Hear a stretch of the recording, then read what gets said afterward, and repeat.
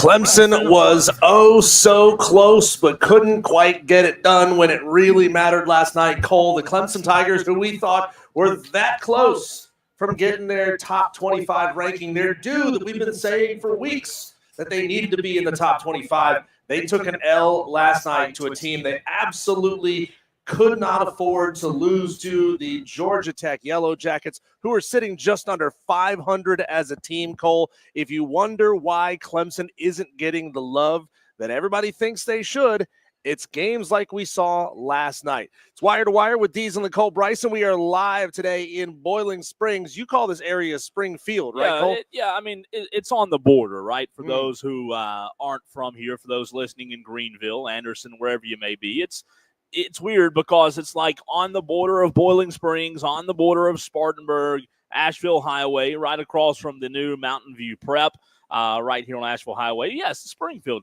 I think for the most part, those that are from here refer to this like block area as Springfield. I do, at least. I don't know if that's real common, but we are live at our favorite store. So good to be here. Yes, 8650 Asheville Highway in Boiling Springs.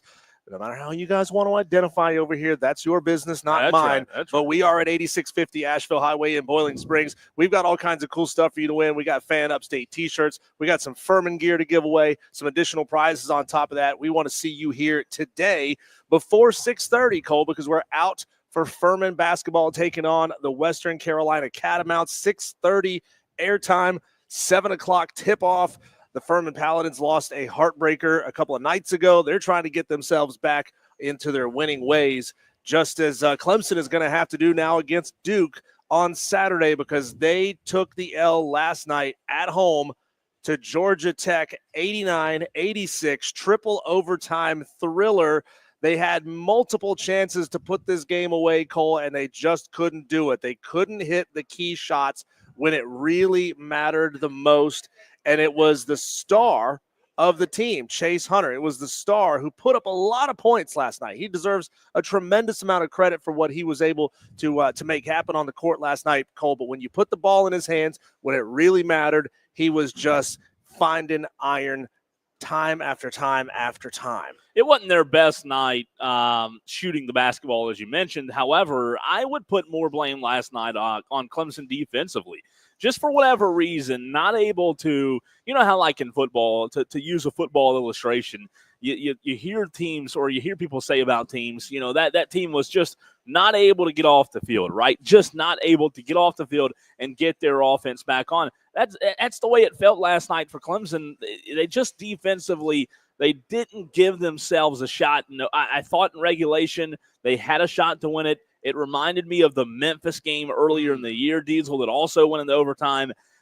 Look, they played good. They played good last night, but I also think you have to give a lot of credit to Georgia Tech. Georgia Tech played out of their minds last night, opened up on an 8-3 run to start the game, and Georgia Tech, the way they played last night, let's see if they do that again 3 nights in a row or 3 games in a row. I don't think they will. They played better last night than they have so far this season. Look, we've had the conversation with Don Munson, play-by-play voice of Clemson Athletics, several times, and he says you're not going to run the table, especially at Clemson, right? You're not going to run the table, and that's okay. You don't need to run the table in college basketball. As a matter of fact, I'm sure a lot of coaches would tell you it's probably a good thing to drop a couple of games throughout the season just to remind these players what it feels like and what happens when you don't play your best.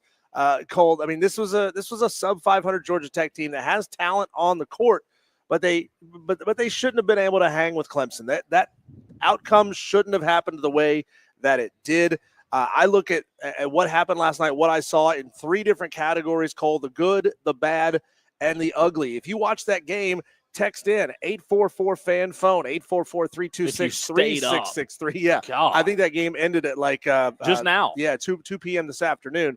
If you stayed up to watch that game, if you're a Clemson fan who's disgusted by what you saw, give us a call. Give us a text, 844-FAN-PHONE. You can text or call the same number. It's awesome now. You don't have to use that one that starts with the number 7, that 5-digit number. But, Cole, as you were talking about there, the good for Clemson. Ian Shefflin played his ass off last night. Scored 23. He came up with some big blocks when it really, really mattered, especially in those overtimes. It could have put the game away for Georgia Tech then. But Ian Shefflin played fantastic, even though there were times where he was cramping up, where he wasn't feeling his best.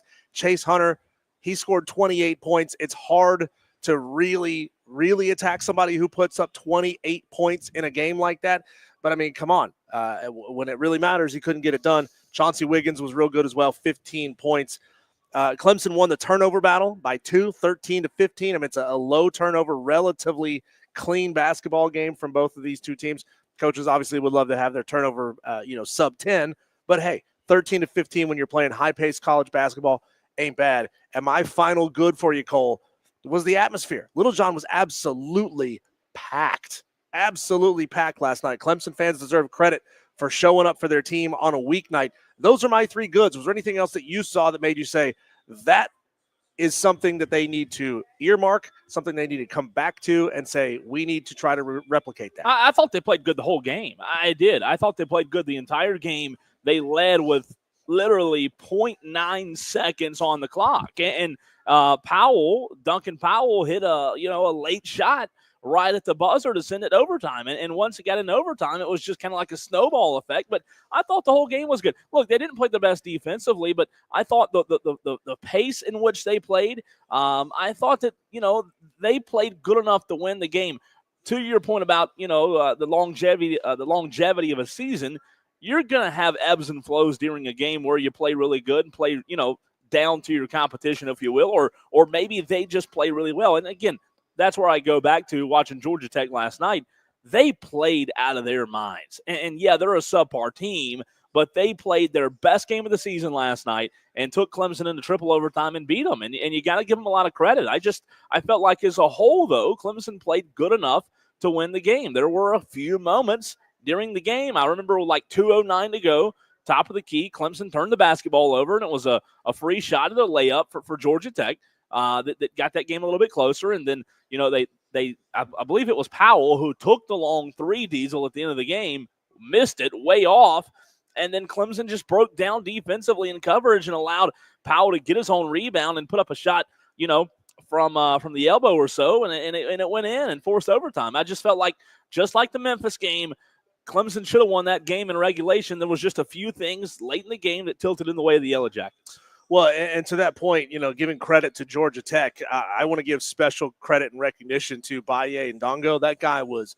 out of his mind, didn't score the most number of points for the Yellow Jackets, Cole, but he's not a particularly great free throw shooter. As a matter of fact, he's up and down, up and down, up and down. Some nights he's lights out from the free throw line. Some nights he's absolutely terrible.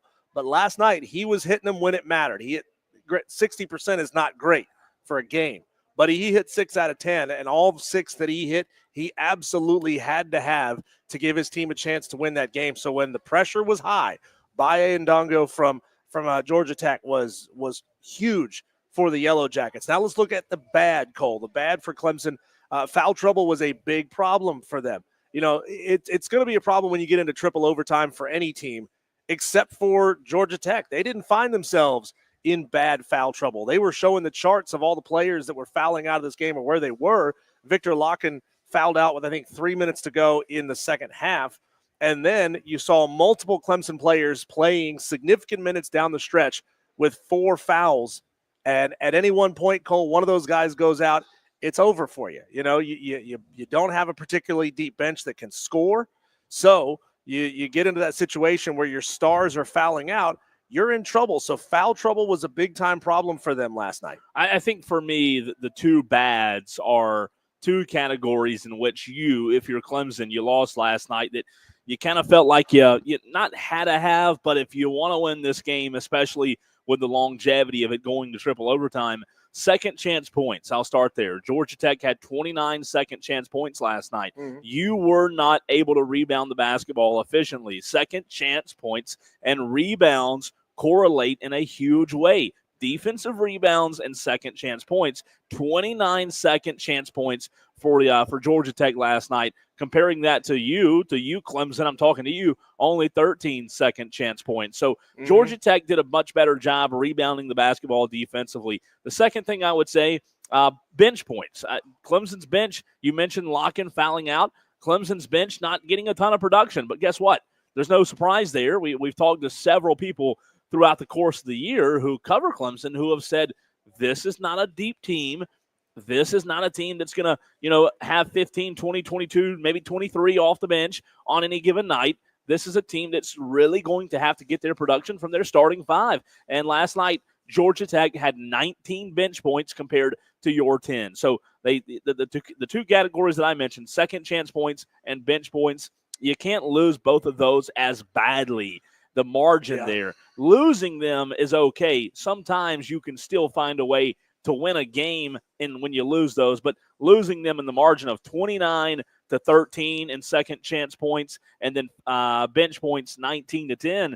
Those are the areas Georgia Tech exploited you last night. Yeah, I put that for sure. Put that one in my bad category. One more bad for you, Cole. Speaking of that environment, the ACC network is not doing Little John Coliseum and the Clemson fan base any favors with the way they mic'd that game. And I understand this is a nitpick, but this is me watching the game on TV, and there's a lot of people tuning in potentially to watch this Clemson team. If they get themselves ranked down the stretch, there will be people tuning in to watch that, and it doesn't look or sound like a phenomenal atmosphere, even though it was. Sideline to sideline, the baseline to baseline, all of those sections were filled with students, and they were loud, and they were screaming their heads off the entire game. As a matter of fact, it's one of those pet peeves of mine, Cole, when they put the microphone somewhere and you can really hear one or two fans talking and screaming, and you can intelligibly understand what they're saying for the entire game.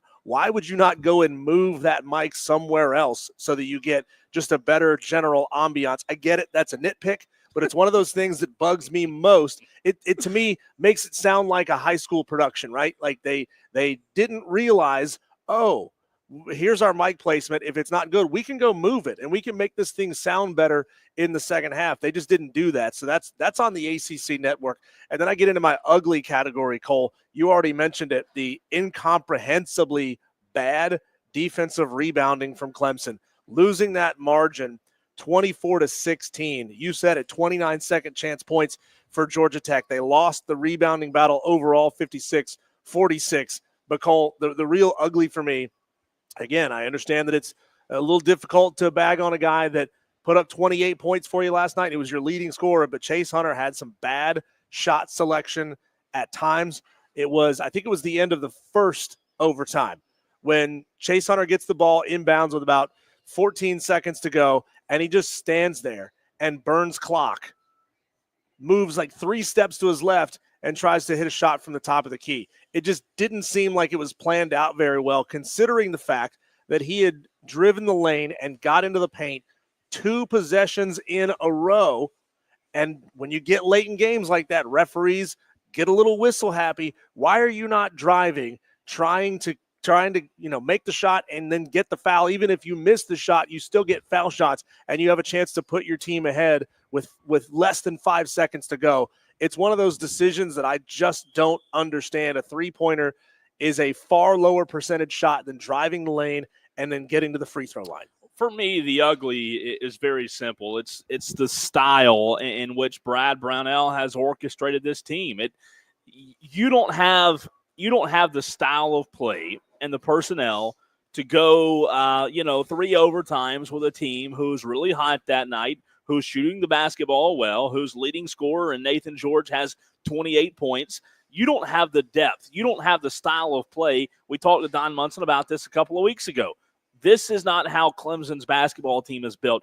That's what worries me. If they get into the tournament, which they will, and go against teams who are a little bit more up-tempo, who are shooting the basketball well, who are a little run and gun, I don't know that Clemson has the horses to keep up, especially when you don't get much production from Victor Locken offensively. We all know what Victor Locken does in terms of opening up the floor and spacing and helping your team get into that flow offensively, because Victor Locken is a big part of their offense, even when he's not filling up the stat sheet offensively. However, when he's your number 6 and he's got 5 points on the night, the Dylan Hunters of the world, 4 points, just not enough bench production to go the longevity of 3 overtimes. And to your point about Chase Hunter just wasn't the most efficient night for him. As T Swizzle mentioned on the stream, 9 of 24 from the field. He had 16 points, Diesel, that were not 3-point shots. So if you take away the points that were 3-pointers, he had 16 points last night. He was 4 of 12 from behind the 3-point line. Just not efficient. 9 of 24. Look, 28 points. You said it. He was your leading scorer. He had a good game when it comes to point totals, but not efficient. And I think for me that the ugliest thing I saw was the way down the stretch Clemson basketball or Clemson took care of the basketball. They didn't. Yeah. Down the stretch, they turned it over. They were sloppy. Chase Hunter was a little sloppy. Again, I think it was like 2:09 to go in the game. They turned it over and allowed Georgia Tech to get on and score a free shot. They just did not take care of the basketball. There was one in the second overtime as well where Clemson had a good look and turned it over. Just so many things went wrong, in my opinion, late in the game. I said earlier, I thought they played well enough to win the game, but when you get late in the game, Clemson, again, I go back to moments, right? I talk about this with the Super Bowl, moments within the game. Clemson fumbled those moments away last night, and ultimately that's why they lost the game. Wesley Roberts says, I stayed up way too late for Chase Hunter to hoist up a 3 while being tied and then giving the ball over in overtime in the final seconds. He's not wrong. No. To have that game end the way that it did, it's disappointing. Mike Jones must be a diehard Gamecock fan. I believe he's talking trash about Little John Coliseum. He says it's for Clemson fans with little you-know-whats. Wesley Roberts says the nice thing about Clemson's atmosphere is you don't have to wear a bulletproof vest around campus like nicely you do done, if Wesley. You're in Columbia. Over on the text line, 844-326-3663. Texter says when doesn't Clemson come up short? They consistently come up short in all sports. #Clemsoning. Ooh. Taking shots. That Tolo didn't identify himself. I noticed Tolo. I appreciate the shot. I appreciate the comedy. Just tell us who you are. Don't hide behind a phone. Tell us who you are. Texter says Shefflin has the most punchable face, maybe more than Dabo. Now that is a bracket that we could put together one day, Cole. The most punchable faces in sports. For me, like I know this guy's been, heck, he might even be out of the NBA by now. It was always Carlos Boozer at Duke. I couldn't stand that guy, and the wrinkles on his head drove me absolutely nuts. Texter from the 803 says double overtime last year, triple overtime this year. Looking forward to the quadruple overtime game between these two next season. Also, do want to point out a little bit of breaking news just a few moments ago regarding Clemson basketball. Clemson and Duke on Saturday, game time moved to 6:30. This was sent out by Clemson basketball just a few moments ago. Clemson University men's basketball game against Duke on February 8th has been moved to 6:30. The contest in Littlejohn was originally scheduled for 6 on ESPN, but has shifted 30 minutes later due to a potential conflict with the end of the Lakers-Pacers game, which also airs on the same network. Tickets to the game are sold out, but are available, Diesel, for secondary purchase or on the secondary market, if you will, through Ticketmaster.com. How much are those tickets? Do you know? The last time I looked, they were in the high 20s for, upper deck. $20? No. Try again. Did I say 20s? 20s. I meant 200s. I'm sorry. I said 20s. Oh, okay. The last time I looked, they were upper 200s. I'm going to look this one up. Clemson against Duke. This is StubHub. I'm looking for one ticket, the get-in price for this game. Cheapest ticket I'm seeing right now, Cole, $221. Yeah. $221, that's upper deck. You can get in upper deck for $289 if you want to sit in the corner, if you want to sit on the sideline. Man, I'm seeing now most expensive tickets I'm seeing available right now, currently listed for, and this is ludicrous. Come on, guys. $3,696. That's high. Those are NFL playoff ticket prices. I'm seeing some on Game Time. The cheapest on Game Time right now is which by the way is the app I use, $217, which is the lower corner, which isn't bad. It's not upper deck. It's the lower corner. It's kind of like the middle section, if you will, at Little John.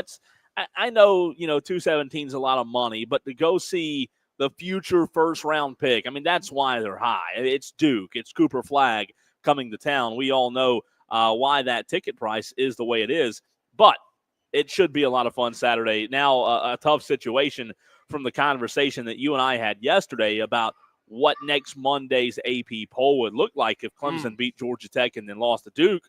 Maybe Clemson flips the script and loses to Georgia Tech and beats Duke, or maybe they lose both. Regardless, it's going to be tough to get back in the AP top 25. Look, I understand that I'm doing a little bit of a sell job here, so take what I'm about to say to you with a grain of salt. Maybe losing that Georgia Tech game the way that they did in that disappointing fashion helps them against Duke. It refocuses them. It takes them out of that mindset of we've won 7 straight or would have been 8 straight if they had beat Georgia Tech last night. You know, kind of feeling themselves a little too much, getting maybe a little high on their own supply. This one maybe refocuses that team and shows, hey, you're vulnerable. You can be beat. You know, focus back up when you're facing Duke. And again, hopefully so. Hopefully it's not the opposite where it drains them, right, in a triple overtime game where they're fatigued and have no energy left. I hope that's not the case. Well, but Duke plays tonight. So, you know, Clemson, even though they played a late game, they played, you know, like basically a game and a half or a game and 3 quarters. They're going to get that extra day of rest that Duke's not going to get. It is. It's going to be interesting. Clemson-Duke game time moved to 6:30, so 30 extra minutes added on Saturday night. That'll be a good game. You know, I think Clemson will be competitive. It's just, for me, it's a matter of how long. Dewey says, no one cares about the Lakers and Pacers. That's a travesty to move the Clemson game.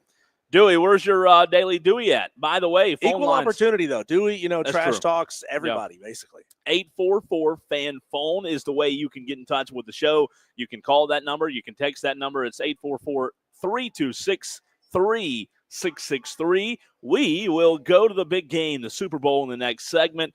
Best Super Bowl bets, set up best Super Bowl prop bets, if you want to take it that way. Or even a step further, what are some of the craziest bets that are out there that are available to bet on for Sunday's game between the Chiefs and the Eagles? He's Diesel. I'm Cole Bryson. I want to remind you that we are live till 6:30 p.m. today at 8650 Asheville Highway in Boiling Springs. It's the Springfield location for you locals out there. T-Swizzle on the YouTube stream confirmed. He said, yeah, that's definitely Springfield. Thank you, T-Swizzle, for backing me up there. Best Super Bowl prop bets next.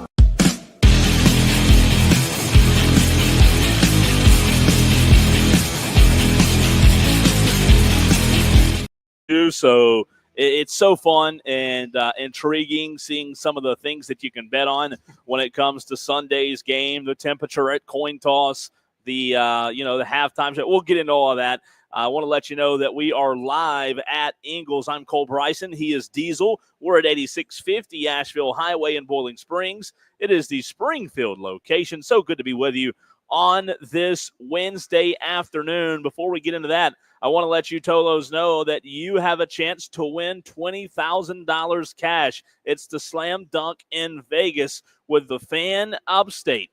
Here's how you enter this national contest. First, download the free Odyssey app, AUDACY. Create an account, log into that bad boy, and listen to the Fan Upstate, otherwise known in Diesel as Tolo, turn on, leave on, for at least 1 hour a day, and bam, just like that, you are entered into the contest. 1 hour a day gets you in. One lucky winner scores round-trip airfare and accommodations for 4 in Las Vegas. $5,000 in each of your pockets. Enjoy the first 2 rounds of the College Basketball Championship. Stay at the Circuit Resort Casino in Las Vegas, premium sports viewing destination, and visit the biggest March Hoops party at Stadium Swim. Good luck in this national contest. Diesel, the most important rule, not really, but we're going to say it anyways. If you win, you better invite Diesel and I, right? That's the number 1 rule. Yeah, I mean, you get to take 3 friends. Why wouldn't you take us 2? Yeah, and you still We're have your room best for buds. We're one here more. every day. Yeah, you still have room for one more friend after that. Who has more than one friend, honestly? Yeah, friends are overrated anyways, man. Friends are overrated. You don't need friends. You just need Vegas and $5,000 in your pocket. It'd be nice to win that. So turn it on, leave it on. How funny is that? That what we tell you to do every single day is how you enter for a chance to win in that national contest. Good luck, Tolos, in that. Diesel, Super Bowl bets, looking at some prop bets for this Sunday's game, as well as some of the most fun games or fun bets out there. And because they're fun, let's start with a fun, right? Let's start with the things that you can bet on when it comes to Sunday in the Super Bowl, because as you told us yesterday, everybody in America that has $1 in their wallet bets on the Super Bowl, right? 1.9. What was the number? Do you remember? 1.4 billion dollars this year. Record number for legal betting for the Super Bowl. Legal betting. Who bets illegal anyways? Degenerates, sure. Yeah. I mean, last year the number was, I think, $23 billion total was estimated to be wagered on the Super Bowl. Okay, can you help me out with this? Maybe the Tolos have to help me out as well. I'm going to copy and paste this name because, I'm not the most musically up-to-date Diesel. John Bassett? Is that Batiste? But John Batiste? It looks like John Batiste to me. John Batiste? He's an American songwriter. Do you know who that is? Not a clue. Okay, so John Batiste is singing the national anthem Sunday. John Batiste looks like a very well put-together guy. They say he is an American musician, composer, and a TV personality. Diesel blends classical, jazz, R&B, and pop into one style, which sounds pretty good, right? Sounds like every other artist out there. Oh, come on. Don't do John Batiste that. If you want me to be real. Anyways, you can bet, Diesel, on the over-under for John Batiste's rendition of the Star Spangled Banner. Do you know the number, by the way? Or if not, I'm going to allow you to guess. How many seconds is the over-under set at for the national anthem for John Batiste on Sunday? I know normally the Super Bowl takes just over 2 minutes to sing. So that would be 120 seconds. I'm going to say 130. 131 seconds is the over-under. You'd be a little high. It's 120.5. That is the over-under for Sunday's rendition of the Star Spangled Banner. Now, if it was Whitney Houston, it would be over 130. Six days? Yeah, she takes her time. I want to know later in the show, if you sang the national anthem, Diesel, would it be over or under 120.5? Oh, it would be way under. I just want to get it over with. It'd be a bad rendition, but I guess you could do it, right? I mean, nobody could do it worse than Fergie. Oh, God, I don't know. There was one. Who was that girl? Roseanne? Yeah, there have been some bad ones. There's no doubt. That's a good question. Who's the worst national anthem you've ever heard? That's a question for another day, right? So that's one of the things you can bet on. You can also, Diesel, bet on, obviously, the coin toss, right? That's always a popular bet. Who do you think wins the coin toss Sunday, the Eagles or the Chiefs? That's one. You can also, here's an interesting one. Once the game begins, so like right at kickoff, you can wager on the exact temperature in New Orleans at the time of kickoff. Is that not crazy? Oh, you that's can bet fun. on the temperature at kickoff. Of course you can. Let's see. Now, is that inside the Superdome or outside? I think it's outside. The outside temperature. Interesting. Here's another oddity for you. If someone will hit a field goal or extra points off of the uprights. So a doink. A doink. A doink. Will a doink happen in the Super Bowl? You can bet on that. You can also bet on the final note length of the Star-Spangled Banner. So the Brave. The Brave. The over-under is set right now at 3.5 seconds. So the Brave. Hold on a minute. That sounded quick. That sounded like 3.5 right there. All right, ready? Do Brave on the count of 3. I'm going to time it and see how long it is. 1, 2, 3. Brave. Well, obviously that was over. You cheated. You cheated. I thought you were going to tell me when it was 3 seconds. No. I wanted you to do a normal Brave and see if it was over under. I thought you were going to cut it off. Here we go. All right, hold on. Ready? 3, 2, 1. Brave. It's under. So that's what I'm saying. There's your bet right there. You bet the under of the final note length. Diesel hit the under, which is set at 3.5 seconds. Diesel, you can bet on Lamar's choice for his first song. Do you know Lamar's? That's who's singing at halftime. Kendrick Lamar. Yeah. Not Lamar Jackson, by the way. Different Lamar. Do you know any Kendrick Lamar songs? I know Humble by Kendrick Lamar. I don't know a single Kendrick Lamar song. I know Humble. What else is there? What else? I'd probably know him if you told me the names. We're like, oh, okay, that sounds. Yeah. Humble's probably one of the most popular songs he has. Humble. I don't even know that. You would recognize it. Probably. Yeah. But anyways, you can bet on that. Let's see. You can also bet on if the following will appear on stage: Travis Scott, Rihanna, or how about this one? Taylor Swift. Oh, does she make an appearance? She's probably got her own prop bet just for that one. Or Jay-Z as well. Drake appearing at the halftime show is plus 3,500. So I told you about the song Humble, right?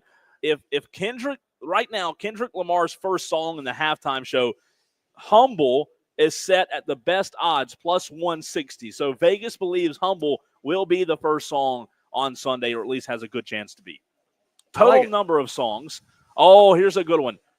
How many songs? I've got the over-under set, but I'm not going to tell you what it is. How many songs total does Kendrick Lamar sing during the halftime show? Oh, okay. So halftime shows, it's supposed to be 20 minutes, but it's always longer than 20 minutes. So they let it go for about 30 minutes. It is long, yeah.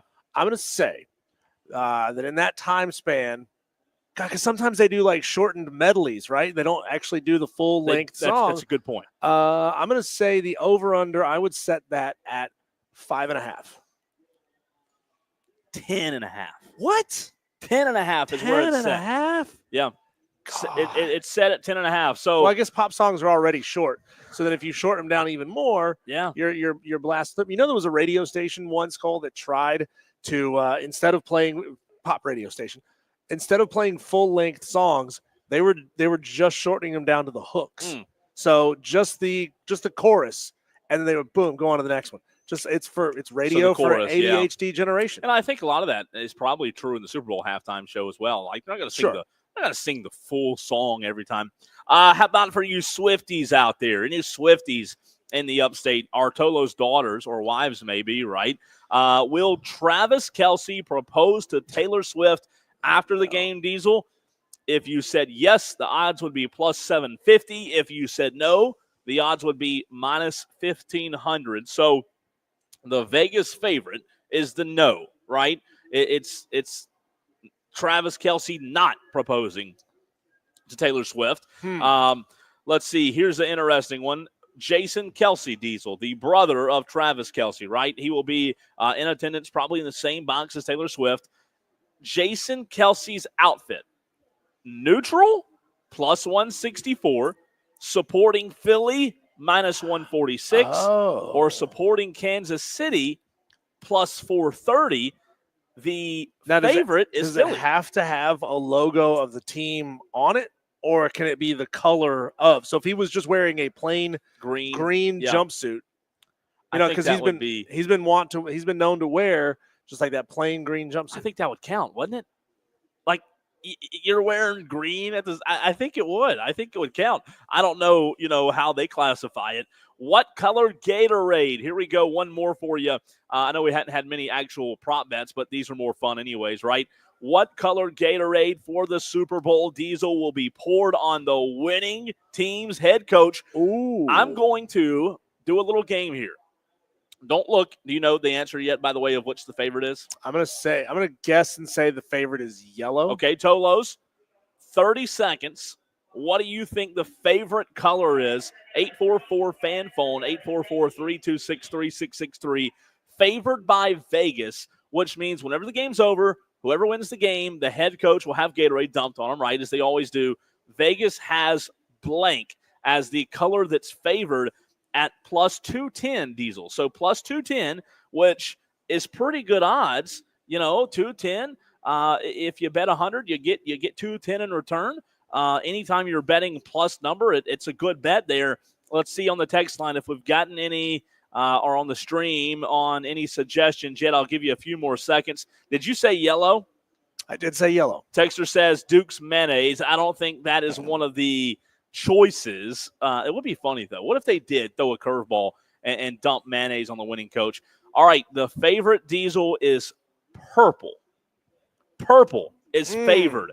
It is a long-standing tradition to winners of the purple. For whatever reason, purple is plus 210. Yellow, that you said, Diesel, is second, the second favorite. So good guess, at plus 220. Orange, plus 440. Blue, plus 700. Red, pink, plus 800. Dead last for the winning Super Bowl head coach Gatorade color, water/clear, plus 1,000, because I guess technically you and I won't. Yeah, we won't know, right? Well, I'm gonna say something that may be controversial here, Cole. I think yellow, so lemon, is the worst flavor of Gatorade by far. Worst. Doesn't taste anything like actual lemons. It's tart. I don't want something tart and while I'm working out yellow hard. Is one of my favorites. It's the worst, man. Now the clear of the like OG flavors. You get into they have all kinds of flavors, you get into the random new flavors. I don't know anything about those. But what if they dumped clear? Like, let's say it was clear Gatorade. You talk about the OGs. I don't know if you consider clear an OG or not, but guess what? That's an underrated flavor. I mean, clear is not a. It's not a flavor. Yes, it is. It's not a flavor. It's okay. It's a color. So what's the flavor of clear? I guess is clear. Yeah. So here, now we're getting into. Now we're when getting you go get a clear Gatorade from the it'll be all the way against the wall. Go straight back. I think it's freeze or they're clear, but it's got a little bit of a haziness to it, so it's more like gray. But would you be able to tell though if you dumped it on somebody? Probably not. Probably not. Probably not. So the question is, they say black is the absence of all color, white is like all colors combined. Yeah. So what is clear? Like what is clear? But do you like the flavor though? Have you had it? Well, it depends on what flavor it is, because there's like 5 different clear Gatorades. No. Yes, there is. 5 How do you have 5 clear? Clear's one color. To be fair, I haven't bought Gatorade in probably like 10 years. Too much sugar. I don't drink that stuff. Well, you can get, by the way, that do have sugar-free Gatorade. Do you know that? That's nice. That's good. I'd have that. Electrolytes. You need your electrolytes? I do. Well, I get caffeine. Does that count? On the other side, we'll see, though. And I know we got to run, but we'll see. We'll see about this. Let's see if our promotions rep, Evan, can come in clutch with some clear Gatorade. Can he even find the Gatorade? Well, that's going to be the ultimate question. It's Wire to Wire with Diesel and Cole Bryson. On the other side of the break, Cole, stay right here with the Super Bowl. Ticket prices are sliding. Mountain or molehill? That's coming up next.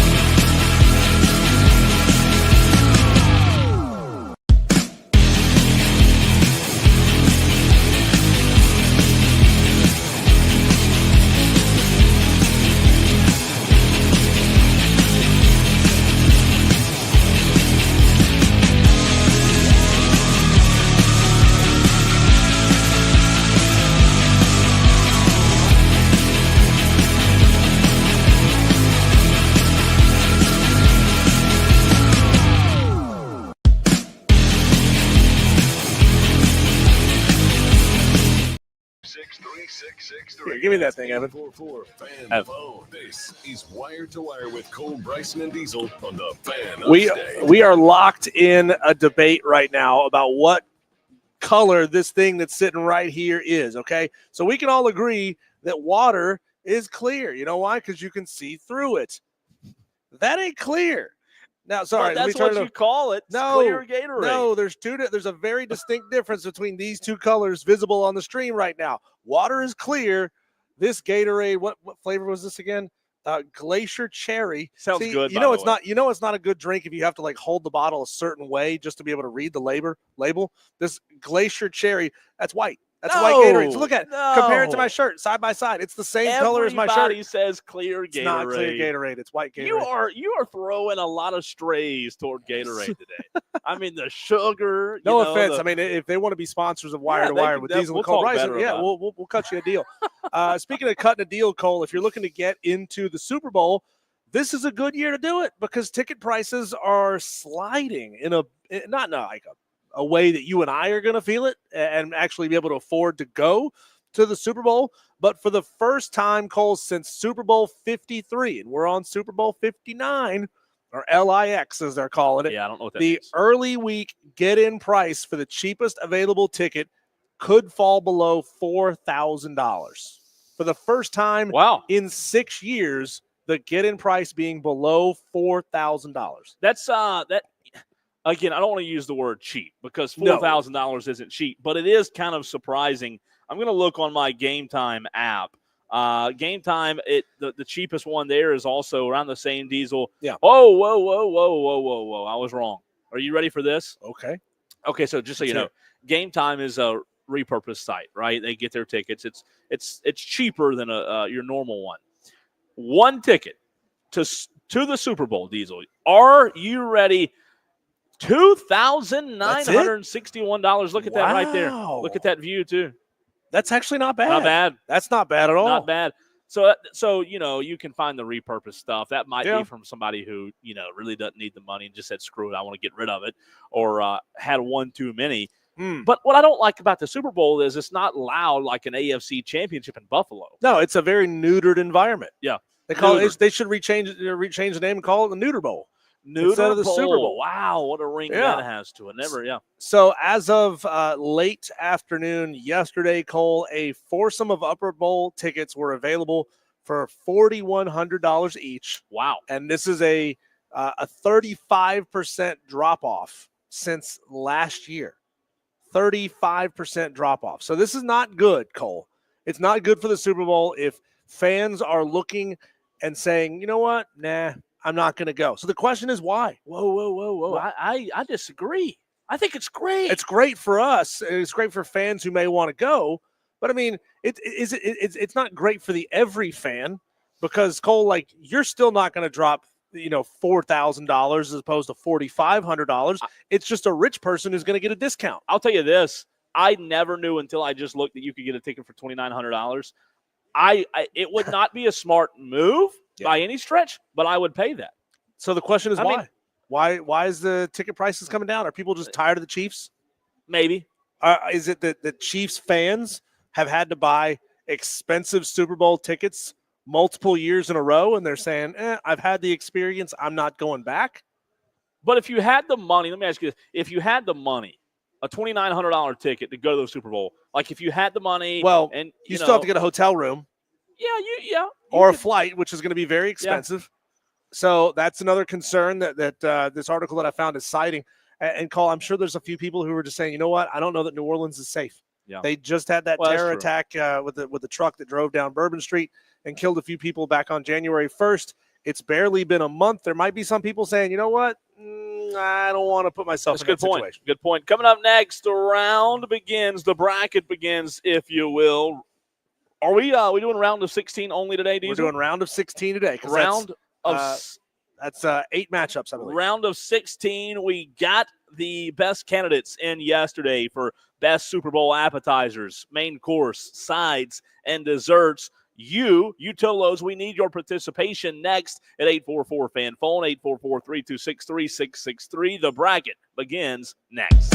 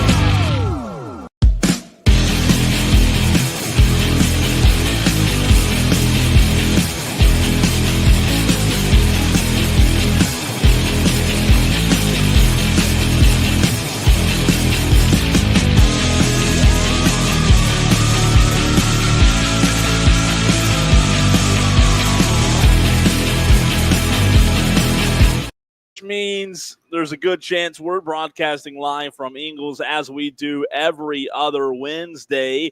He is Diesel. I'm Cole Bryson, and we are live at 8650 Asheville Highway in Boiling Springs. It's the Springfield location. If you work or live in the area, we need a favor from you, Tolos, because we have an envelope right here. Do you say envelope or envelope? I say envelope. I say envelope as well. You and I, we say something together. I have 1, 2, 3, 4, 5 Ingles gift cards that I need to get rid of. And Diesel, these are not fake gift cards. These are not something we talk about and they appear in your mailbox 6 weeks later. These are real in-person gift cards. If you're watching on the stream, you can see them. We've got to get rid of them between now and 6 o'clock, 2 hours, because we do have a shortened show today because of Furman basketball. So Tolos, hop by. All you have to do is swing by and see us and say, look, we listened. I heard about the gift cards, and one of them, 2 of them, we got to get rid of them. If you're the last one, you might get 2, but they can be yours as we are live at Ingles. Diesel, we had several Tolos ask us Monday when you and I were talking about food because for whatever reason, we talk about food, right? It's a sports show, but food gets brought up. And we had Tolos ask us, hey, can you all do some sort of bracket on the best Super Bowl dishes, sides, main course, what else? Appetizers, desserts? Well, that we did. We started yesterday. We took your nominations, and it is time to begin. So Tolo participation in this segment is a very must. And I mean all caps, VERYMUST, because Diesel, tell me if I'm wrong here, in order for one to move on, it's got to be voted on by the Tolos, right? Right. The Tolos ultimately decide. We can have our opinions, and that's great. But our opinions mean nothing here. The Tolos get to decide. How important are they that a segment where our opinion means nothing, they get to decide who moves on? Round of 16. So we're going to do 1 round today, 2 tomorrow, 2 Friday. Correct. And then we'll have you ready on Friday for the Super Bowl. That is Sunday. And in this round of 16, are we doing we are doing one of each today, or we're doing only one? Explain that for me. We are, since the round of 16 has got 8 matchups in it, Cole. Oh, gotcha. We have to go through all 8 of those matchups Let's today. do it. Now, if we run out of time, because we do have a guest coming on in the next segment, we'll pick this up in the how about we'll pick it up at a later segment of the show. Yeah, we do it at 5. Do it at 5 in the 5 o'clock fight. We'll have Melissa. We'll let Melissa help us out. Sure. The 5 o'clock fight, we can shorten it up a little bit and hop right back into it. So let's get it rolling then, Diesel. What do we need to do first? Let's go. Tell us where we're going. Yeah, let's go to so here's how we have this mashed up. We have a 16-team bracket. We have the appetizers region that features buffalo dip, mozzarella sticks, Little Smokies, and Rotel cheese dip.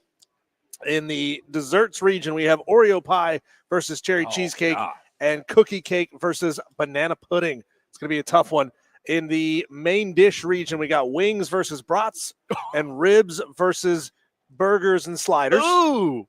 And then in the sides region, potato skins versus nachos and mac and cheese versus jalapeno poppers. This is going to be tough, man. Yeah. This is tough. So what do we do? The most Tolo submissions move on. Simple as that. The most votes moves on simply, and we're going to do it where we're going to give each one of these 1 minute on the clock, Cole. 1 minute on the clock to get your votes in. So Tolos, here's what you need to do. You need to text 844-FAN-PHONE, 844-326-3663. Be very simple. Just give us the name of the dish that you want to see move on in this round. So starting in the appetizers region, Cole, we start with buffalo dip versus mozzarella cheese sticks. Dip. That's not fair. It's the 1-4 matchup. I'm going to stop my It's feet. the 1-4. Life's not fair. It's the 1-4. All right, say it again. Buffalo dip versus mozzarella cheese sticks. Jay Wilson from Sales. Buffalo dip or mozzarella cheese sticks? For your Super Bowl appetizer. Oh, that was a quick answer. Vote for buffalo dip. Well, you're not a what? Cheese sticks? Wow, that was quick. Evan, buffalo. Oh, that's 2. That's 2 already. I say mozzarella cheese sticks because they're delicious. You dunk them in some marinara.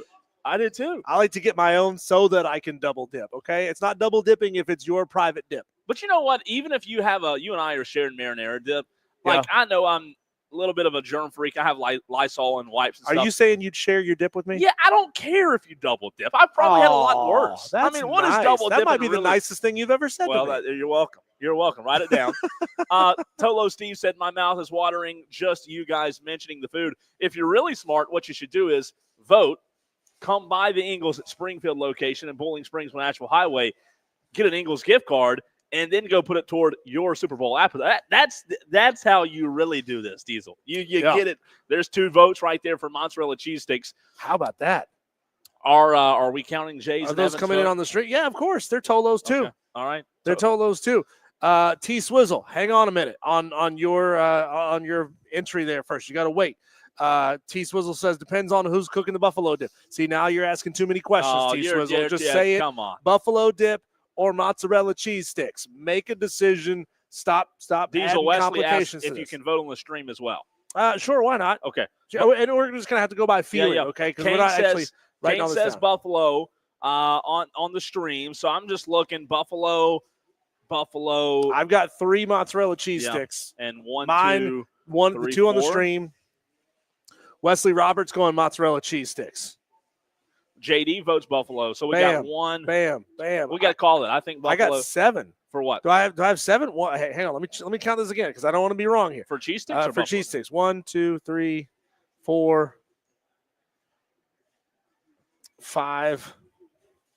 I got 5 for mozzarella cheese sticks. I got 5 for buffalo dip. Wow. Next one. Very next text. What's better, buffalo dip or mozzarella cheese sticks for your Super Bowl party? It wins. Wow. And by the way, Tracy Williams, shout out, just walked in at Ingles. What's happening, man? Live on air. Good to see you. Let's talk soon. and Tracy was the deciding vote, by the way. You were the deciding vote just now on cheese sticks or buffalo. What did he say, cheese sticks? He said cheese sticks. I'm with you.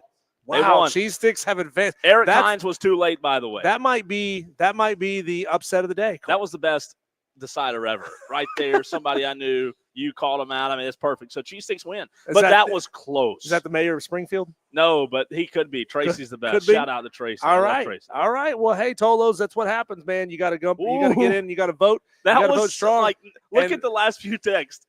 Neck and neck. Love it. That one was tough, man. Tolos. Here's where we got. Appetizers region. Mozzarella cheese sticks has upset buffalo dip. I like it. To advance. I like now let's move on to the second matchup in this region. Little Smokies. You know, the little cocktail weenies. You boil them in like barbecue sauce. I know you like to put them in grape jelly. Grape jelly. There's so many ways that you can make them. Just whatever method you would like.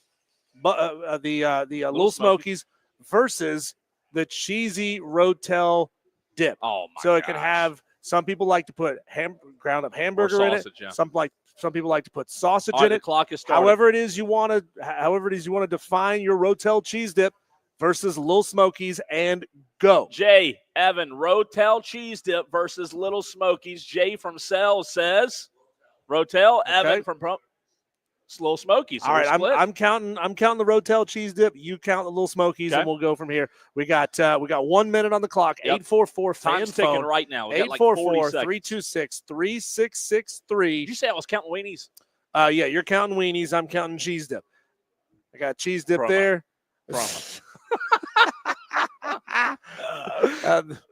one's gonna be. This one's gonna be. Are you already counting that many? 5. Oh boy, I don't know. I'm at 5, 6. Wow. Let me look. 4. I'm gonna go back. I'm gonna go back and count to be sure. But David Husky says Rotel. Oh, April Mo. Oh man, Rotel. I think Rotel's smoking. You think so? Wesley, David, April, Kane does go Smoky. So there's. You can't go wrong with either one of these. You show up to a party and this is there. You see a crock pot on the table. You know what's in it. It's going to be good. Time's called. Okay, and stop. It's a blowout. No more. Blowout for Rotel cheese dip. Rotel wins. Wow, Rotel cheese dip has advanced. Can you believe it? I thought Little Smokies had it. I thought so. I would vote Little Smokies, but Rotel's such a when you walk in stores, Rotel's right there. Like it's people love the Rotel. It's good. So there you go. It's good. So Rotel wins. That'll be the matchup tomorrow in the Elite 8. Okay. Mozzarella cheese sticks versus Rotel cheese dip. We're finding out here, Cole, a little pattern here that our Tolos love anything with cheese. So let's go. Next. All right, let's move on to the desserts region. Tolos, Oreo pie versus cherry cheesecake. These were all nominated by you, the Tolos. Easy. 844 fan phone, text or call or get on the stream and comment. Ready? What is best? Here we go. And 3, 2, 1. The clock has begun. Oreo pie versus cherry Jay Wilson cheesecake. from Sales. Oreo pie. Look at that. Did you see his face when I said that? He's like, it doesn't matter what you say. That's my man right there. That's my man. That's my man. He told Oreo. us. I love it. He's saying Evan cherry says cheesecake. How about that? It's How good, about but that? you know how if you walk by the cherry cheesecake, you know, just smile and nod. Just polite, smile and nod, and then give me this. You cannot beat Oreo pie, man. Not even close. It's not fair. This is the 1-4 matchup. This might as well be a 1-8 matchup. This is gonna be not even close. This is gonna be like maybe the biggest blowout of the bracket. I don't know. Cherry cheesecake is coming from behind on the stream. Are you counting cheesecake? I'm counting cheesecake. Okay. So we got Dan B, Wesley, Are you kidding April, me? all going cherry cheesecake. Y'all are drunk. All right, we got 10 seconds left. If you want to get in a vote, do it now. Gosh, there's no way. There is no way. I'll walk off. I will quit the show. I will quit the show. All right, and stop, Tolos. Stop right there. All right. Oh, this is bad. Wow. This is bad. I know the texts sometimes take a few more seconds to come in. I One, am so two, disappointed. 3, 4 on the stream for cherry cheesecake. Evan goes cherry cheesecake. Oh my God. So we got 5. And there's one more on the 6. Yeah, 6. 6 for cherry cheesecake. I'm God. going Oreo pie, by the way. So you got that vote. There's the 3 of you. Plus, do we have enough? We got Tolo, Steve. Let's see. Yeah, this is bad. This is bad. Stop the show. Wow. Does this mean the Eagles are going to win the Super Bowl? Because we've seen this many upsets. Oreo pie doesn't get beat against cherry cheesecake. I mean, nobody. Y'all are sick. Y'all are sick people out there. Well, the people have spoken, though. The people have spoken. I mean, is there anything more American than cherry pie, cherry cheesecake? T-Swizzle and David both went Oreo, but it was too late. It's too late, guys. Sorry. I don't know. It still wouldn't have been enough. No, 2 more wouldn't have been. It still wouldn't have been enough. Right, on to the next. On to the next one. Okay, Tolo's second matchup in the desserts region. We've got cookie cake versus banana pudding. Cookie cake versus banana pudding. Jay, before you walk away, cookie cake or banana pudding? Cookie cake or banana pudding? Yeah. All right. Again, I would say this. Evan agrees. Yeah. I would say it should be banana pudding, but somebody will say cookie cake's better, right? I mean, my vote is for banana pudding, by the way. Oh, my God. We've already got T-Swizzle and April Mosley. I think April's just trying to be a contrarian. Is she trolling me right now? We've literally 3 in a row. T-Swizzle, April, DB, all go. Are y'all insane right now? I think they're just voting against you. Whatever it is you say you like, they're voting against David. you. David goes banana pudding over cookie cake. Finally a smart answer there. 2 banana puddings on the text line. Are we done with voting on this? Or did you didn't even start the clock? Give it 20 more 20 seconds. more seconds, 20 more seconds. 20 more. So think about, just picture it on the table, would you? You got a big old cookie cake. Sometimes they put that icing around the edge. And by the way, Ingles sometimes they write on it. They can write on it. They can write on it. Ingles. They can make that right over here, not 50 feet from where we sit. Hey, but let's all agree on something. Less bananas, more wafers, right? Less bananas, more wafers. I mean, who really wants more of everything? By the way, my wife just texted me and said, "Tell Cole his opinions are trash." And his palate needs to grow up. Cookie cake forever. Cookie cake over banana pudding? Are you kidding me? Okay, Tolo, stop the vote. It's done. Stop the vote. What are you counting? I'm counting banana pudding. Okay. You're counting cookie cake. We got 1, 2 for banana pudding there. Okay, Tolo, stop. No more. No mas. It's rapid fire. I'm counting cookie cake, you said? Yep. 1, 2, 3, 4, 5. Lincoln, Miss Cabo, 36. Good. I got 6 for banana pudding. How many do you have? I have 6 for cookie cake. Wow. Yeah. Wow. Yeah. Okay, Tolo's next one that comes in and go. Next text. 844 fan phone, banana pudding or cookie cake. Has to be a text. What's advancing has to be a text. We got 12 submissions in about 60 seconds. It's going to be the one that comes after facts, Cole. Which is JD, by the way. Welcome to the stream. Welcome to the text line, JD. Smart guy. He said, I hate bananas in my pudding. No, it's called banana pudding, but nobody really likes bananas, do they? I mean, otherwise it's just like wafer pudding. Vanilla wafer pudding. That's fine. Which is great. Don't get me wrong, but no, it's got to have banana. It's got that Sign me up. A little tang. Are you kidding me? I would have never thought cookie cake. All of a sudden, do we need a recount here? Are you really tied? I don't know. Banana pudding. Okay, 1, 2, 3. Did you go banana pudding? Yeah. 4. Okay, so let me go back and double check. Then you've got 5, 6. Yep, that's right. 6 on the text line, including us. Kane says smoking pig banana pudding is the best. 7, 8. Kane, I hadn't been there in a long time. I got 8. So How did you have? 1, 6. Banana pudding 1? Banana pudding 1. Banana pudding 1. How about Rightfully so. Rightfully so. Okay, well, here's the deal, Cole. We're out of time in this segment, so we're going to have to do the other side of the bracket. Left? We have 4 more matchups to go, so we're going to have to take care of those later. So 4 down, 4 to go. 4 down, 4 to go for today in the round of 16. Can you at least give us a preview of what the other 4 are? Yes. In the main dish region, coming up at 5 o'clock, we'll have wings versus brats and ribs versus sliders. Okay, and they're burger sliders, not chicken. You got burger sliders. Yeah. In the sides region, potato skins versus nachos, and mac and cheese versus jalapeno poppers. Okay.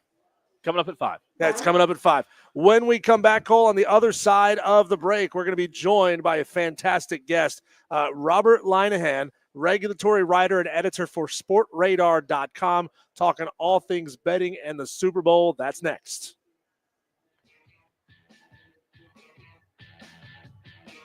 All right, we're clear, guys.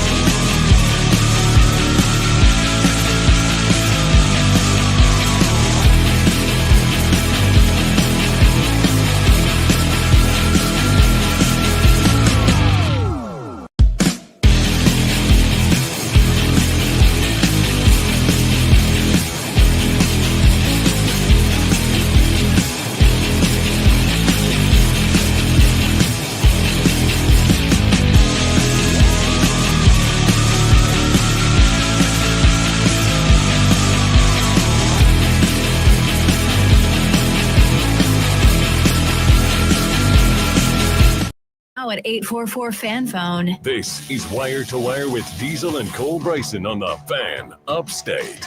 The Super Bowl is seeing a record amount of legal money being bet on it. $1.4 billion for this year's Super Bowl. That's up a pretty considerable amount from last year's. It's also a drop in the bucket when you consider just how much money is bet on the Super Bowl total. To talk about all things sports and betting and the Super Bowl, we go to the phone lines right now, joined by Robert Linehan, regulatory writer and editor for SportRadar.com. Robert, we're sitting right now in Northeast South Carolina, one of the states where sports betting, at least on outcomes of games, is not legal. I'd love to know what you're hearing for the Tolos here who would like to eventually be able to do just that. Is there any movement in your mind on South Carolina budging and opening this up, or are people here in South Carolina probably going to be the last state to get legalized sports betting? Hey, guys. Thanks for having me on. Well, in terms of South Carolina being the last state to get legalized sports betting, I think if I was a betting man, I would say Utah would probably have you guys beat as the state that is going to legalize last. But, so look, the best thing that ever happened to South Carolina sports betting is North Carolina legalizing sports betting. North Carolina obviously launched their sports betting program this past March. They've gone well over $100 million in revenue so far, not even in a full year since they've launched, and it's definitely turning some heads in South Carolina. Representative Chris Murphy introduced a bill that would legalize online sports betting in South Carolina. He pre-filed a bill. He's very eager to get discussions rolling. So basically his legislation would allow for up to 8 online sports betting operators to be in South Carolina if this is legalized. The session just started late January, so discussions really haven't gotten rolling yet. But I am expecting sports betting to be discussed by South Carolina lawmakers, and just based on how well and how successful it's doing in North Carolina, I mean, it would be silly not to at least consider it. They're leaving a lot of tax revenues on the table right now with it being illegal. Tolos, do us a favor. Go to Twitter, go to X, whatever you call it. Give Robert a follow at RLinehanSR. That's RLINE or LINNE, 2 N's, HANSR. I just butchered that as good as I could have. Linehan SR on X. Give Robert a follow there and let him know you heard him right here on the Fan Upstate. Robert, it's interesting, going off of that question a little bit. You tweeted out about an hour ago that, North Carolinians will now be able to bet on the Super Bowl for the first time ever with that state now legalizing sports betting. The North Carolina Lottery Commission, you said, reminded residents to bet legally. And one of the first things they talked about was the benefits, of legalized sports betting for an event like the Super Bowl. Let's say for the state of North Carolina, who, like I said, just got this within the last year or so, in terms of being able to bet legally. What would an event like the Super Bowl do for a state like North Carolina when it comes to legal betting? Sure. Well, I mean, look, it's not just the Super Bowl. It's really the football season, just the entirety of the professional and college football season, which is just the biggest, most massive money-making season for any state with legalized sports betting, any operator that's in that state. This is where the states will bring in the majority of their tax revenues for the year. You'll have some pockets of increased activity outside of the football season. I mean, March Madness obviously is a big sports betting season, but that's only a couple weeks as opposed to a couple months. So, I mean, this is really it. And this is going to be, you threw out some numbers at the start there, and I'm glad you did, because, that $1.4 billion estimate that the American Gaming Association thinks will be bet on the Super Bowl this week would be a record. And it is sort of the last big money-making event of the football season for operators to really and states to really sort of get their revenues in. So you're going to see a huge week in North Carolina. You're going to see a huge week in all of the states, or all of the 38 states in the country, and Washington, D.C. to have legalized sports betting. And unfortunately for a state like South Carolina, you're going to have people betting on the Super Bowl, but they're going to be doing so with illegal, unregulated sports books, usually offshore sports books that give them no consumer protections, pose no benefit for South Carolina. And hey, look, people are going to be doing. You can Google sports betting right now, and you could find 6 sites that you could bet with in South Carolina. It's not legal, but you can do it. Robert Linehan, sportsradar.com. Can you give us a sense of how sports betting and the number of residents grows and changes over time? Is it just a massive influx of players who are chomping at the bit to finally get their chance to play? Does it kind of grow over time as it becomes a little less taboo? Is there an equilibrium where, and I'm just making this number up, I'd love for you to clarify, 10, 12% of residents are going to be willing to play, and that's where a lot of states max out? Well, you certainly have an initial, when a state launches sports betting, you're going to have an initial explosion of, like what you said, people really champing at the bit that have been, eager to bet on sports, that are going to, sign up for their DraftKings and FanDuel accounts, and you're going to see that initial explosion. I mean, that obviously tapers off, as the months go by, but most of the bigger states, they see their sports betting markets pretty much grow annually. I mean, New York has been legal for 3 years now, and in year 3, they had their biggest year ever. They went over, my goodness, at least they went over $1 billion in tax revenues for the year. I mean, it was a record for them. You see New Jersey doing bigger numbers every year. If certainly, Ohio has done bigger numbers every year. So, for a state like South Carolina, sure, you'd have an initial boom and then you'd have a bit of a lull. But as the years go by, I mean, these markets just get bigger and bigger, and, revenues get higher and higher for states that have legalized betting. Robert, it's been April since we had you on last, and I was thinking about that this morning, when we were show prepping. I said, man, it's been that long since Robert joined us last April, right after we started the show. For those out there who are curious, because when I see your title on Twitter, I am for the most part, a pretty curious person as well. Regulatory writer and editor for sportradar.com. What does that entail? So basically, my job is to just follow along with states that are considering legalization and lawmakers that are introducing bills. So that's mainly my job, first and foremost. So I'll be following along in South Carolina as the bill goes through committee, is discussed hopefully on the House of Representatives floor, is approved, goes to the Senate.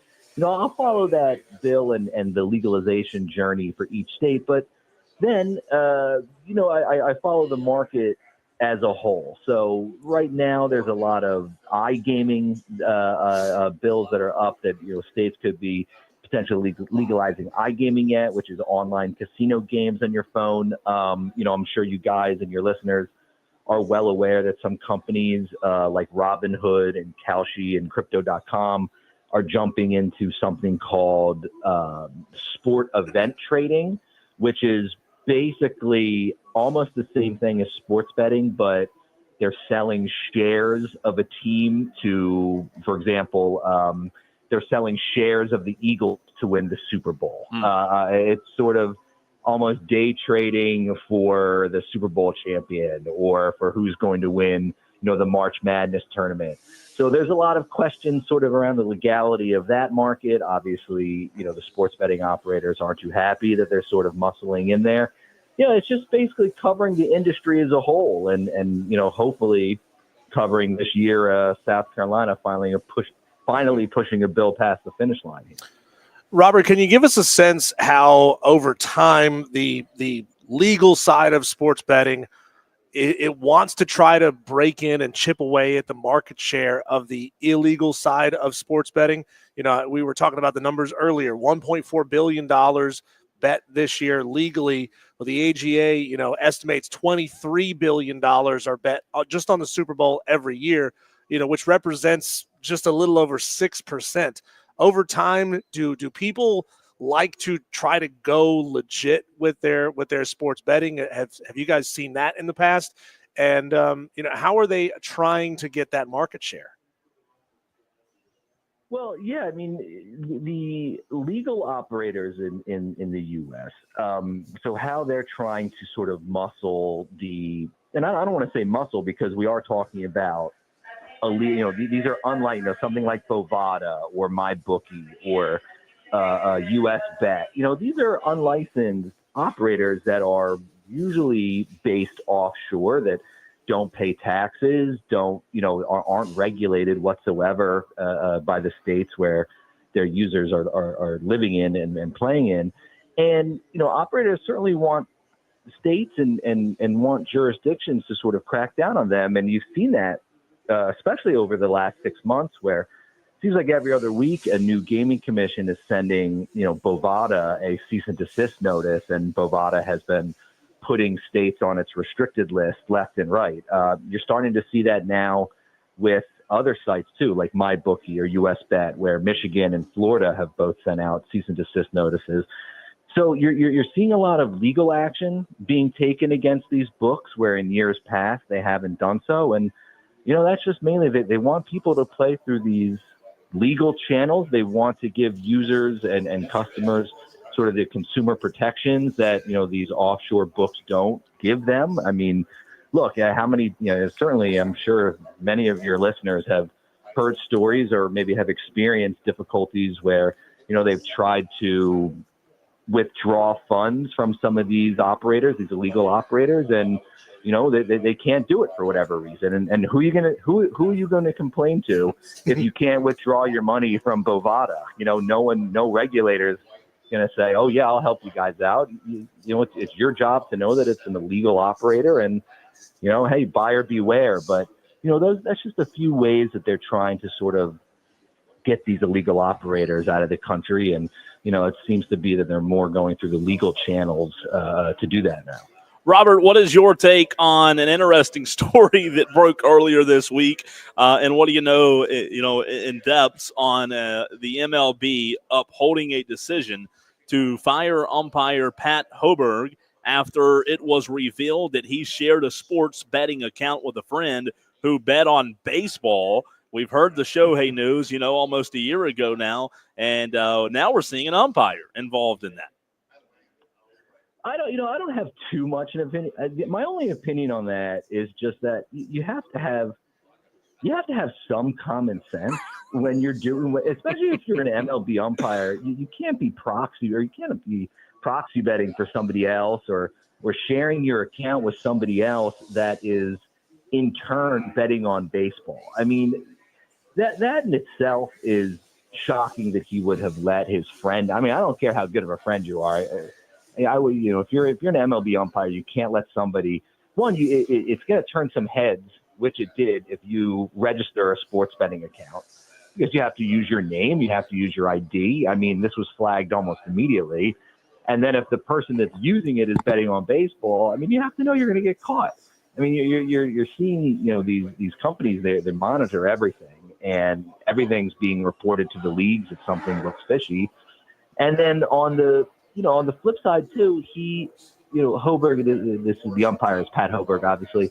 He was deleting emails, incriminating emails, to sort of try and hinder the investigation. So he obviously wasn't, and there was no evidence that he was manipulating outcomes of games, but you just have to have some common sense when you're doing this stuff. I mean, I feel like a lot of these incidents, you just have any common sense, you're not going to get in trouble. But for whatever reason, he didn't think twice about it. And hey, look, now he's paying the price. He's out of baseball. Robert Linehan, regulatory writer and editor, sportradar.com. You had a very interesting tweet a few days ago about just how much betting and trading has shifted and moved since that massive Luka Doncic to the Lakers trade. Can you go into a little bit more detail on how much that's money is shifted over there? And I find that fascinating considering Luka has been so injured and been out for so long. It doesn't seem to be affecting where this money's going. Well, that was actually sent to me by someone from Fanatics Sportsbook, where basically since the trade, Fanatics Sportsbook has reported that more than 69% of the bets they've received on NBA championship futures have gone towards the Lakers. They've completely shifted their line. I think the Lakers were, if memory serves, they were plus 4,000 prior to the trade to win the championship, to win the NBA title. And now they're plus 1,600. I mean, obviously people are going to flock to the Lakers now. They landed Luka, LeBron teaming up together. They're still plus 1,600 is okay. I mean, they're still not one of the favorites to win the title, but it certainly has shifted, the betting markets, at least in terms of the Fanatics Sportsbook, and has certainly generated a lot of interest on the Lakers winning a title. Robert, another fascinating tweet that you had a couple of days ago involving an airline. And, I saw this on your Twitter, and this was a partnership between DraftKings and Delta. We know that these outlets like DraftKings are everywhere. NFL stadiums. I believe they're even, on the stalls in the bathrooms now where you can gamble. I don't really know that. I'm kidding. But this partnership between Delta and DraftKings seems intriguing. What can you tell us about it?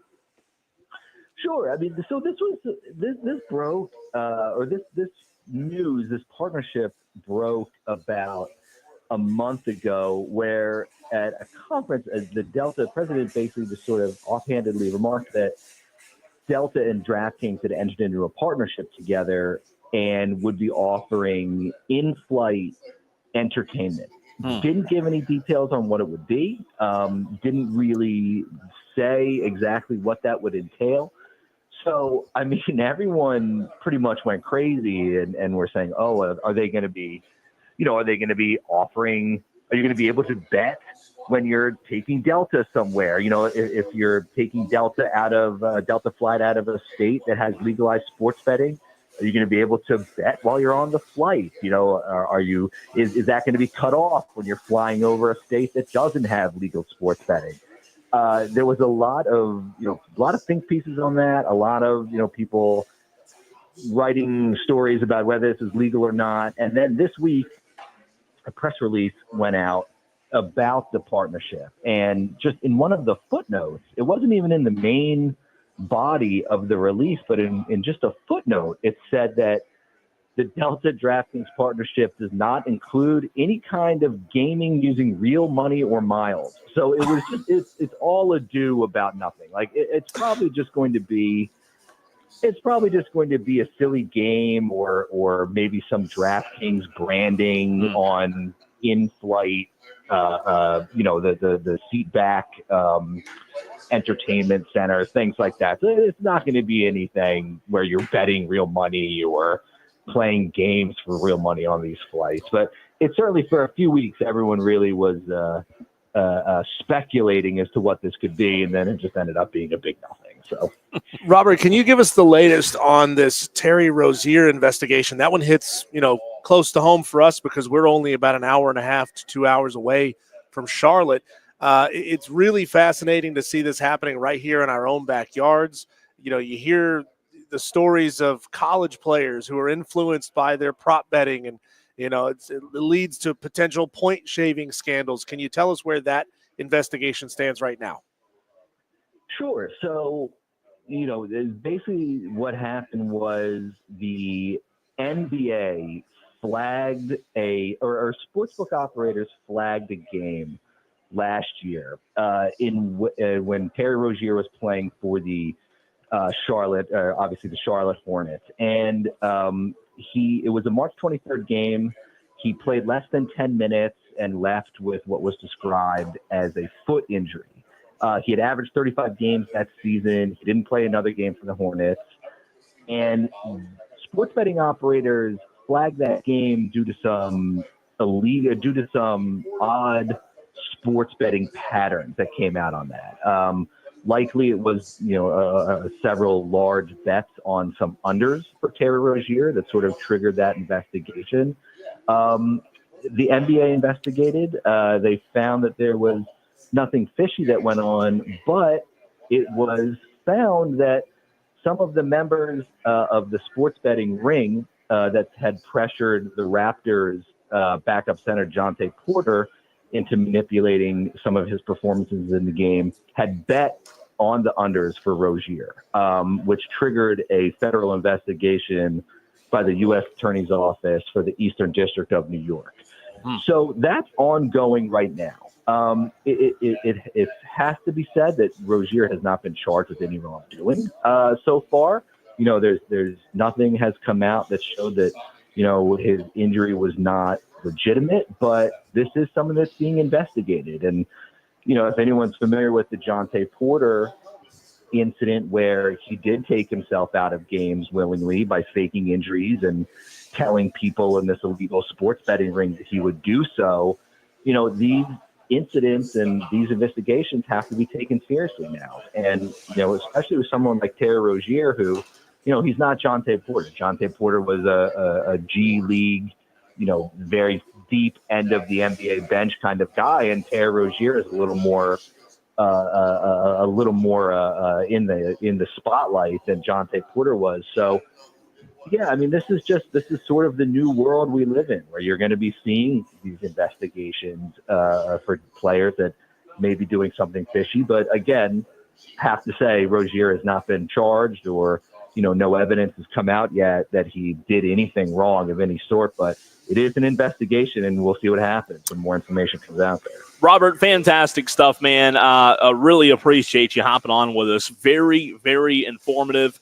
Look, we'll talk to you sooner than April to February. We promise. Okay. Yeah, no problem. Yeah. Hey, look, next time we talk, we can hopefully talk about the Eagles winning the there Super you Bowl. go. There you go. That is Robert Linehan, and we so much appreciate him coming on. We'll take a break. We'll run and come back with Daily Wires on the other side. The top stories in sports next.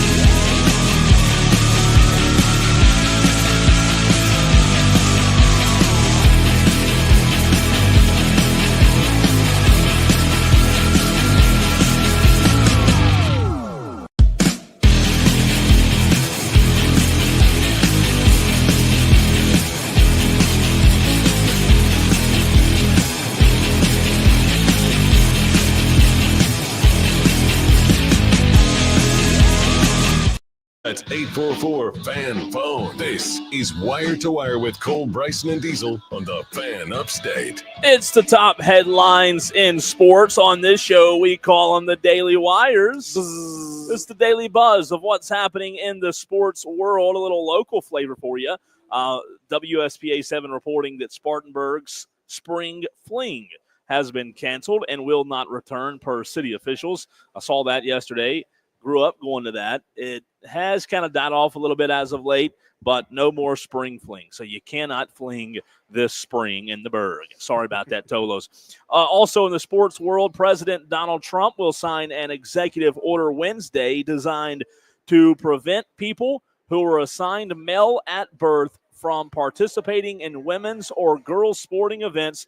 The order, which Trump is expected to sign at an afternoon ceremony, marks another aggressive shift by the Republican president's second administration in the way the federal government deals with transgender people and their rights. We've talked a lot about that on this show, Diesel, with men participating in women's sports. The Bucks have traded Chris Middleton to the Washington Wizards, ending his tenure as one of the franchise's cornerstones in a multiplayer deal that sends Kyle Kuzma to Milwaukee, sources told ESPN earlier today. In L.A., when LeBron James subbed out of the first quarter of Tuesday's eventual 122-97 win over the Clippers and marched toward his customary seat, there was a new superstar teammate sitting next to him in the spot AD occupied for years. The NBA turnstile of talent landed Luka Doncic in L.A. over the weekend, only now, after initially believing the three-team trade among the Lakers, Dallas, and Mavericks and Utah was a hoax. That's what originally LeBron James thought about thought when he saw the news. So LeBron James, he has informed the media that when he saw the news, he thought it was a hoax of Luka coming to L.A. That's really interesting considering LeBron has had such a heavy hand on trades and personnel decisions in teams that he's played for in the past. For him to be completely kept out of the loop with this process, that's really fascinating. It is fascinating, and I don't know what the LeBron haters are going to talk about now. They're not going to have as much ammunition as they normally do. In New Orleans, San Francisco 49ers two-time All-Pro tight end George Kittle is the USAA 2024 Salute to Service Award winner. Minnesota Vikings running back Aaron Jones and Chargers defensive end Morgan Fox were also finalists. Tonight in the SoCon, ETSU at VMI, Chattanooga at Wofford, right here in Spartanburg, Western Carolina at Furman over in Greenville tonight. You'll hear that game right here on the Fan Upstate. UNCG at the Citadel, and Mercer travels to Samford. One more for you before we run to a break. Phoenix Suns superstar Kevin Durant says he has no desire for a reunion with the Golden State Warriors. League sources told ESPN on Wednesday the Warriors have been seriously pursuing a trade before tomorrow's deadline with Durant as one of their targets in free agency. Golden State is eager to find another star player to play alongside franchise star Stephen Curry. That's fascinating to me. That KD says, nah, I'm good. I already had that stint. There's some bad blood, I guess. State. Yeah, maybe so, right? Maybe so. Or he's just happy doing his own thing, being his own guy, being in a market that's a little bit away from all of the attention and the pressure. When we come back, Cole, it is time for you and I to bring back an oldie but a goldie, the 5 o'clock fight. 3 rounds, you and I going toe-to-toe with Melissa Level, playing referee in the middle. That is next on the Fan Upstate.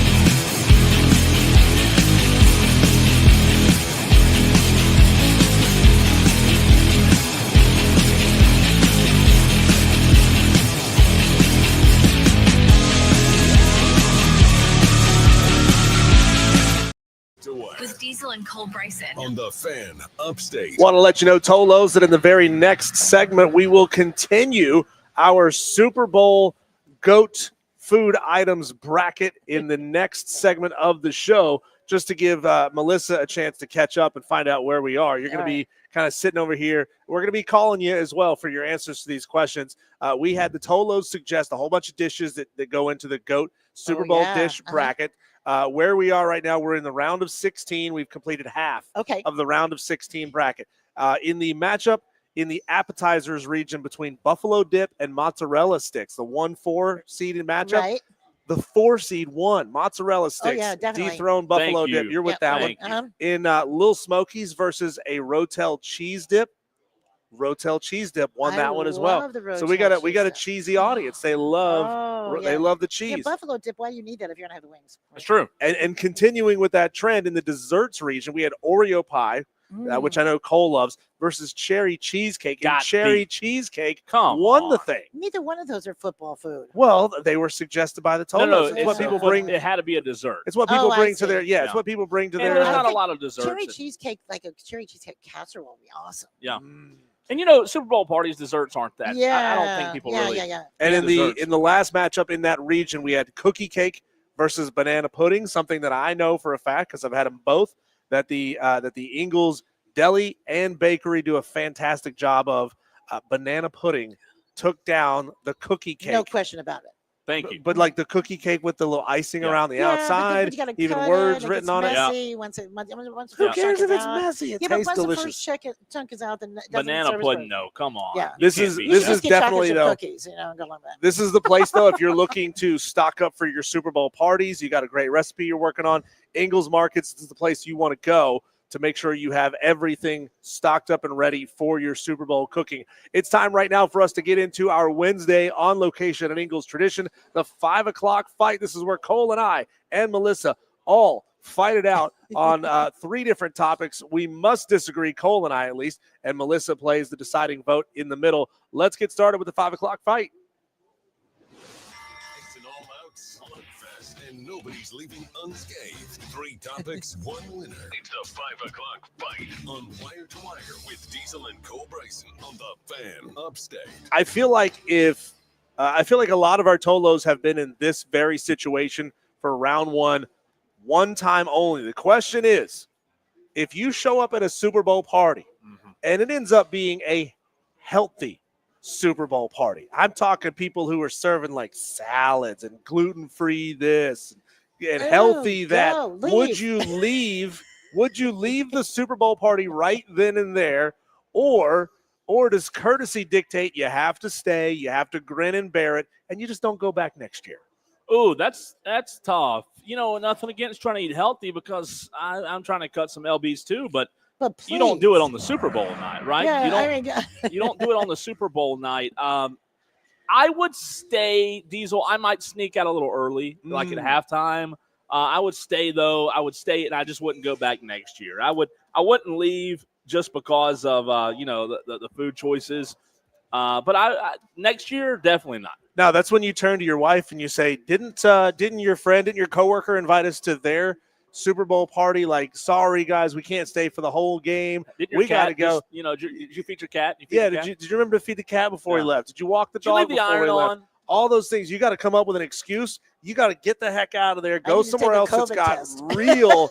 Yes. Oh, the doctor just texted me. My COVID test came back positive.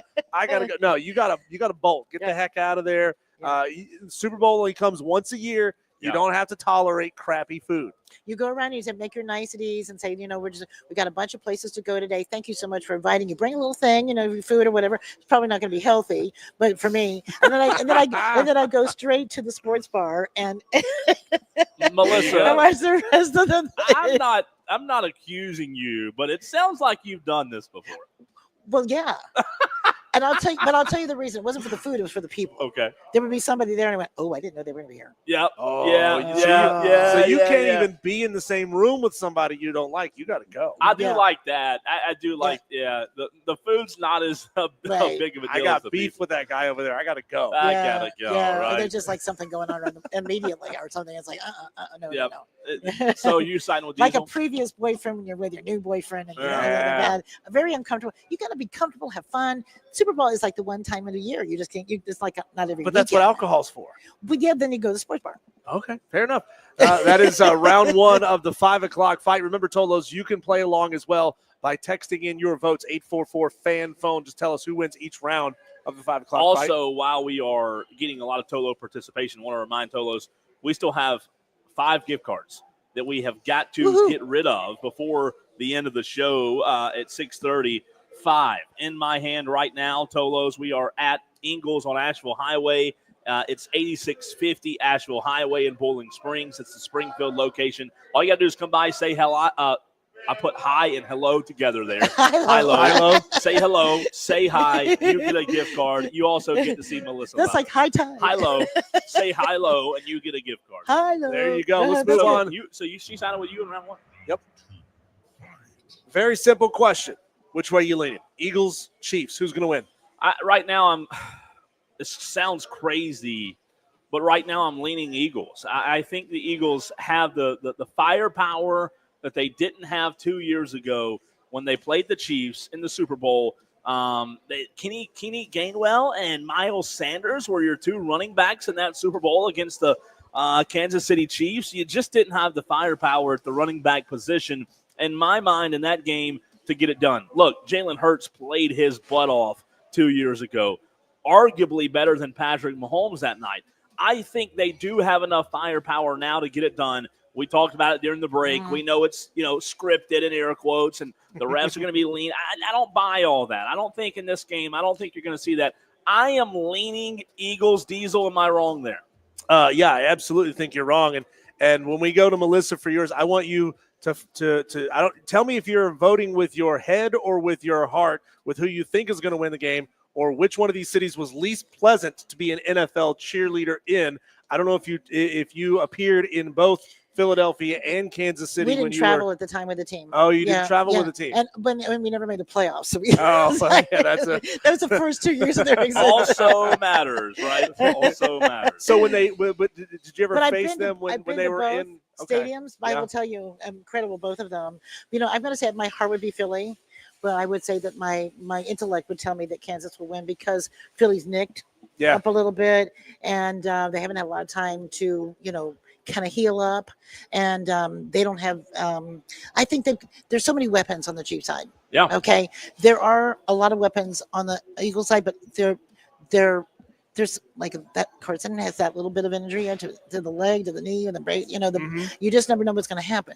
And I do think that three-peat is hard, but I think they can do it. Well, I had a rule. I didn't bet against Nick Saban. I don't bet against the Kansas City Chiefs in the playoffs. Not only do they have great players, you can't deny that Patrick Mahomes is elite. You can't deny that all the pieces all over that offense and even the defense, which is not a top defense in the NFL, but it's still pretty good. It's a top 10 They have defense Andy McCarthy this year. They have McCarthy. They have the referees in their back pocket. McCarthy? They have Roger Goodell. I guarantee you President Trump's putting some money on this thing, so they're not going to let him lose. The Chiefs are going to roll. Andy the Reid or Philadelphia Andy Eagles. Andy Reid? Andy Reid. Andy Yeah, Reid. I was thinking McCarthy. Yeah, Did yeah. Mike McCarthy leave? They have it, but that running game of Philadelphia is awesome. Yeah. Okay, and I think that and it's a neutral place. I would love to see Philly win. But can they run it consistently enough to top the Chiefs' ability to score? And they had some O-line issues in their playoff game. In the championship. So there might be some dings there that might not, if they're playing, they might be not full steam. Yeah. And I know the adrenaline's running and things like that. And you can still go. I don't know about the referee thing. I think I don't think that it's fun to talk about. Yeah, it's fun to talk about. But I love you had a great idea about having a referee press conference. Got to do it. Yeah, I think that's great. Make them look in you in the eye. Melissa, I don't know if you play roulette or not, but when in roulette, when Like you'll in get a- Russian. Yeah, you'll get Whoa. no, not Russian roulette. This got sorry. way more intense. This got yeah, that went off the rails. Regular roulette casino, when you get a run, you'll get Yeah. a run of black. Let's say 6 times in a row. A lot of people, like Diesel, are going to take the approach of not betting against the Chiefs, right? You don't bet against them in the playoffs. I'm the opposite. I'm gonna eventually the road's gonna come to an It end. has to. I'm gonna bet on the Eagles. But not this year. Yes, it is. The three-peat's not happening. I'm just telling you, all roads come to an end. I'm betting on red. I'm not betting on black. I think it does end. Well, you're betting on green. Well, green, yeah, green. But I would root for Philly. Yeah. Okay. Because I think the Chiefs are kind of pretty, and they're like the I San- can't like the root for San those Fran- battery chuckers in Philadelphia. The San Francisco 49ers that just had that elitism to, you know what I mean? Mm. I like I kind of like the underdog. I root Little for rough the under the collar. Yeah, I like got that, you. yeah. Mhm. There you go. That's round 2 of the 5 o'clock fight. One more to go. So you know as well as I do, when you're trying to prepare food for a large group of people, you can't necessarily think I got to get some of every flavor, or I can't necessarily get the flavors that I like. I got to go grab a crowd pleaser. So what is the single goated crowd pleasing flavor of chicken wings? I'll give you 2 nominations. You tell me which one it is: lemon pepper or garlic parmesan. Ooh, those are only 2 choices. Only 2 choices. Why only 2? I don't think those are good Well, because choices. it's 5 o'clock fight. You got to go one way or the other. I would say the ultimate crowd pleaser is Buffalo. Okay, I'll add a third. Let's go Buffalo. No. I think Buffalo. If you want me to add a third, I will. I think Buffalo's the crowd pleaser. Is it? I think so. I like Not Buffalo at a sauce. party because it's all messy. No, I like everybody Buffalo likes Buffalo. You don't like Buffalo? See, I wings? would I go, don't like I would go buffalo wings. teriyaki. Oh You my didn't put teriyaki in gosh. there. See, I'm a teriyaki. It's too vinegary. I don't like buffalo sauce. And I- teriyaki? Like teriyaki? So It's hard. This is why I narrowed it down to 2. For the Because purpose- everybody of the has 2. their Okay, one, and lemon now pepper, we got 10 lemon flavors. pepper or garlic parm.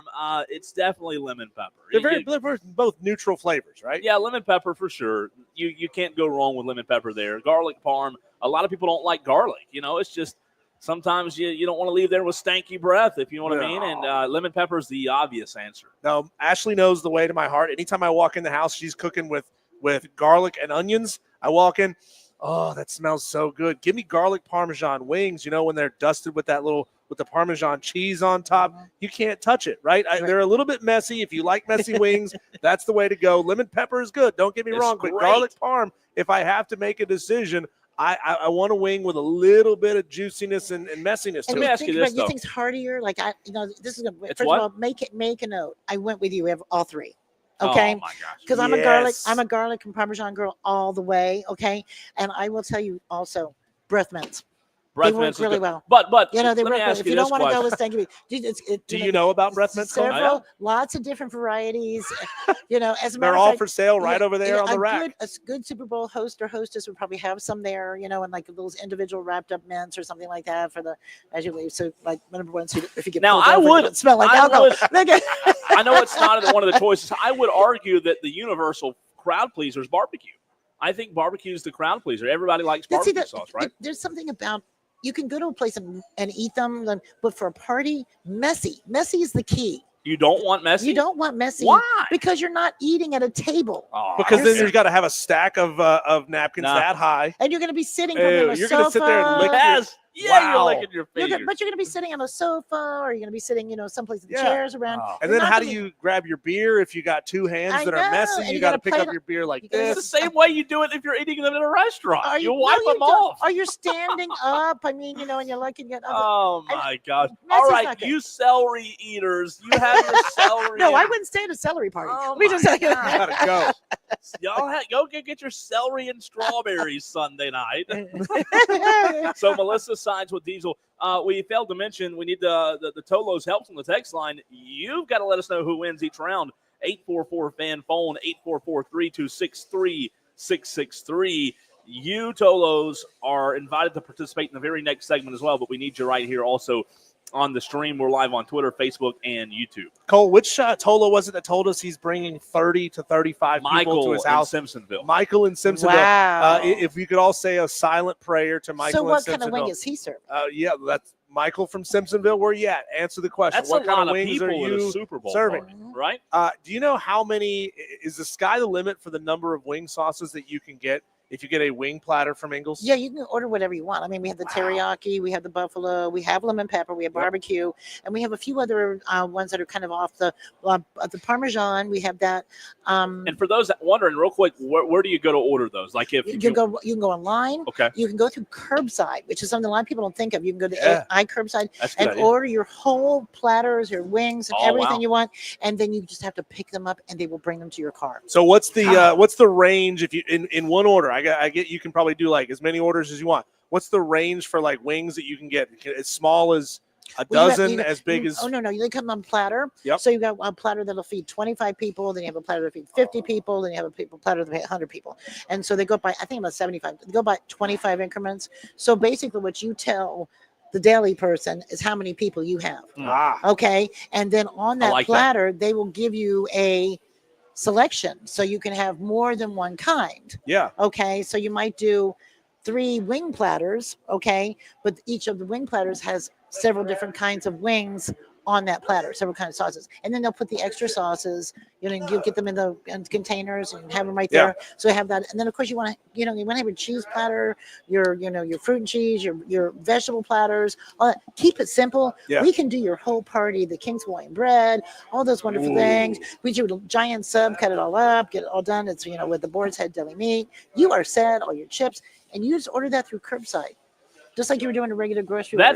That's the best way to do it. Right, because you can also order your sodas, your cups, your all that other stuff. You're ready to go. We just had someone come by for a $5 English. They said high-low. Did they say high-low? High-low. Evan's going to encourage them to listen to the Fan Upstate. Check it out. 97.1 Spartanburg. Right here. Awesome. Okay, listens all the time. What's your name? What's your name? Levi. Hey, Levi. Hi, Levi.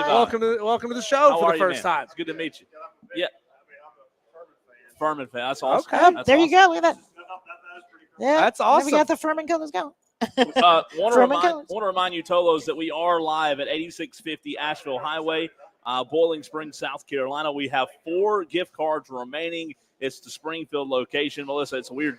I was telling Diesel, it's like this is a Boiling Springs address, but this isn't Boiling Springs. Kind of Inman, kind of everything. Kind of like Spartanburg's right Spartanburg. there. I mean, it's just the one right here on the address. It is. But it's one of our best stores in the area, and we love it. And this deli here is terrific. But all of our delis are all geared up. They're ready to go. They have the cookie cakes. They have the banana pudding. Oh, yeah. They have all the things that we mentioned before. And the good thing about using the iCurbside is if you have a regular grocery order, you would come in and pick up your platters, then you'd pick up your plates on the aisle. You pick up your sodas on the aisle. I don't know if they do beer on that, but everything else, you order all of that, order it all on curbside. That's great. It's great. And they bring it out to your car. They even put it in your car for you. That's right. That's fantastic. So can't beat it. Tolos, remember Sunday as you begin planning your Super Bowl party tonight and tomorrow, you and the wife, you and the friends, whoever it may be, just the Ingles.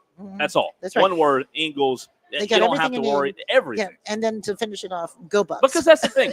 Go Bucks. You're terrible. That's the thing. If you go get wings from somewhere else, then you have to go to the store to get plates, and you have to go over there to get, chips. So you're going down the aisle. You have tons right of here. But see, you can do curbside every day, and everything on the aisle is on everything in our store, from rotisserie chickens, all that stuff. And listen, don't forget that on your party. The salads that we have from the deli, not like green salads, but the rotisserie chicken salad, the less healthy for you salad, the delicious salad. Yeah, the potato salad, the coleslaw. That's a good one. We didn't talk about that. I know we have to finish our bracket in the next segment, but chicken salad's a great and that Super rotisserie Bowl. chicken salad is wonderful. With some cracker, rich Put it in like a bread bowl too. Chicken salad, a bread bowl. Get some of our great. homemade garlic bread. They did the little chips. Yes. They're like a biscotti, but they're a little thicker. And we make them here in the store. You can stick those in they are so good with the chicken. Yeah, it's a great idea. And our Gonzola potato salad. We love our cheesy Tolo. So cheesy Tolo. Gargonzola potato salad is awesome. Yeah. So yeah. Well, listen, Melissa Level just said Tolo. I mean, the fact, I'll tell you this, we started the show in March of last year. Uh-huh. It took some time. Right. But I'll be out in public. I'll be somewhere, and somebody will walk up to say, Tolo, turn on Levi. Right. It's caught on like fire. Right. And it's been awesome. We need T-shirts. We need Ingles on the front, Tolo on the back. I mean, who else? Turn on, leave on. I mean, it's absolute best. So we couldn't do it without Melissa and the folks at Ingles. We are going to run because on the other side, Tolos, we need you. We're finishing our round of 16 when it comes to the best dishes for your Super Bowl party. A very intense part 1 earlier today. We'll do part 2 next.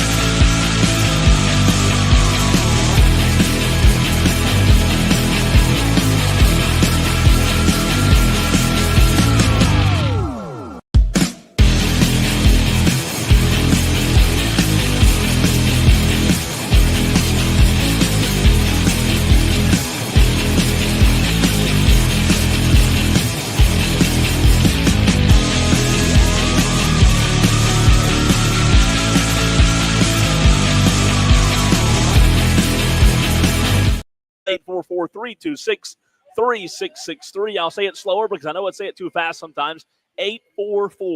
844-326-3663. Save that number in your phone. The Fan Upstate. You call, you text the same exact number. Diesel, we got to get right back to it quickly because we completed the first half of our bracket a little bit earlier, but I do want to let Tolos know for 30 more minutes, or about 45 more minutes, rather, we'll be live at 8650 Asheville Highway in Boiling Springs. It's the Springfield location. We have 4 gift cards left sitting right here on this table. Come in, say hello, you get an Ingles gift card, but we've got to get right back to the bracket, Diesel, because I know that the Tolos absolutely outdid themselves in the first half earlier today. Yes, they did. Here we go on the second half of the bracket, Cole. Now we're sitting in the, if you're a visual learner like me, in the upper right-hand corner of the bracket. We are in the main dish region, Cole. This is where it gets absolutely real. The favorite to win the whole thing, obviously going to be coming out of this region. The question is, can they get it done?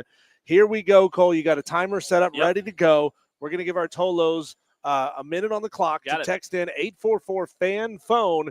Here we go. Wings versus brats. Oh my Wings gosh. versus brats. This is the 1-4 matchup in this quadrant here. Both are good, by the way.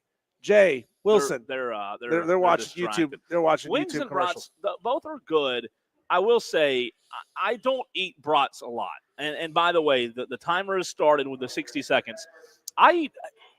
Is brat the one food that you just don't eat that much? Like, when's the last time you had a brat? I could say I've had brats once in the last 6 months. At least. But I don't have them often. No, why? They're superior to a hot dog. They are way better than a hot way dog. better than a hot dog. But you don't eat them much. You don't eat them much. No. So I like brats, but you can't vote out wings, right? No, I think you got to go wings. I'm going wings as well. Are you counting wings or brats? I'm counting brats to make it simple. I'll count wings. My vote is also for wings, and we might wings get Jay's or vote. brats. Jay's going wings. Evan Melissa, says wings. Okay, so Evan? again, I don't think this one's good. I Probably see one not. so far out of all the text. I see one brats text, Diesel. There's your timer in 3, 2, 1. 60 seconds is up. That's a predictable one. That's okay. We kind of figured that wings would win on it. Yeah, of course. Wings are just better than brats. They are better. They're both great. Okay, so here we go. Matchup number 2 out of the main dish region. Okay. This one's going to be a tight one, I feel like, Cole. All right. With 1 minute on the clock, 844-FAN-PHONE. Text in who you think will win, who should win in this matchup. This is the 2-3 ribs versus burger sliders. Oh, ribs. Ribs Not even versus close. burger sliders for the Ribs? GOAT Super Bowl party Diesel. food. Did you say you think? No, this one's not going to be ribs, man. There's no better food.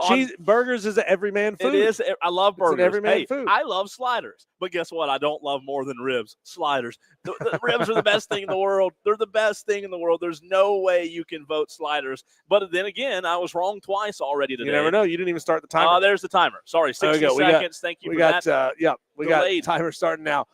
Dan B says ribs. Wesley says ribs. You'll count ribs. I'll count ribs. I'll count burger sliders. Remember, these were all nominated by the Tolos. All of these were nominated by the Tolos. Ribs or sliders, burger sliders, ribs or ribs. Melissa, Jay Wilson, also ribs. So we're ribs. Ribs, yeah. Thank you. This feels like a landslide here. But it's not. No pun intended. It's not. But I mean, we got 3 Tolos here on the text line who have voted for burger sliders. Another one. You got 30 seconds to go. Who knows, man? This thing could be a come from behind I swear, victory. I will quit this show. I will be done. I will not show up to work ever again if freaking burger sliders, little old frozen sliders. No, think about like a thin, like a smash patty on some Hawaiian buns. I'm disgusted. Little hey, cheese on top. 434-463-772-630. 313. I'm so disappointed. There you go. Stop. Okay, Tolos, stop with your votes. Oh my! Stop with your votes right now. We actually have to count this. I think I still know who's going to win this thing, but hey, Tolos, stop. You can only text one time.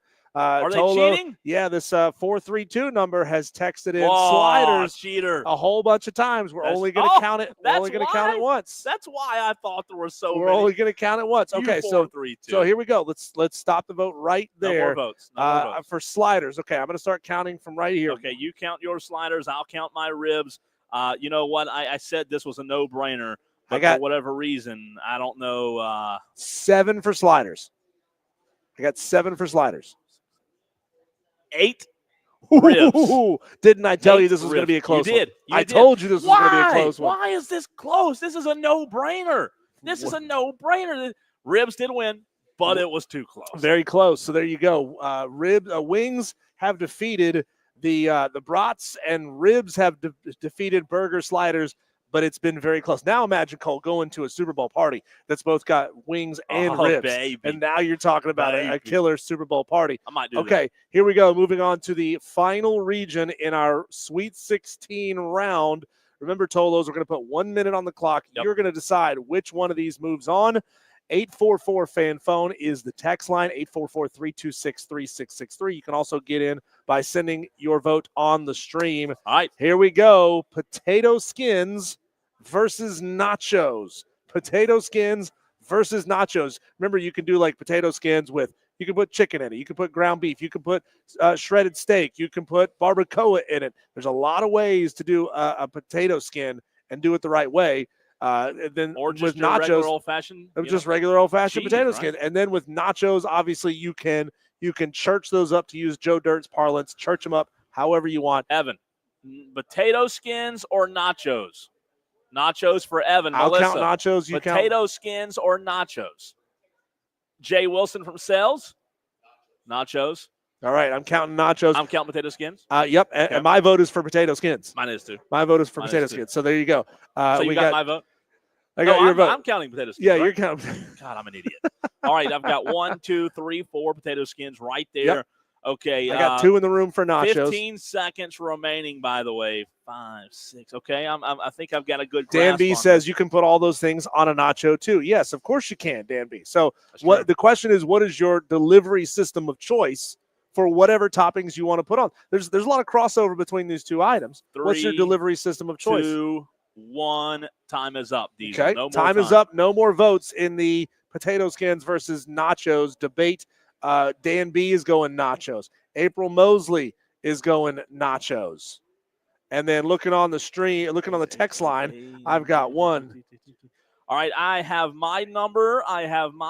No more votes. No more votes. I've got 9 votes, Cole. My gosh. 9 votes for potato skin for nachos. I have 8 potato skins. 8. No. Yes. Nachos has done That's sad. Nachos has done it. Nachos. You can eat nachos. Nachos.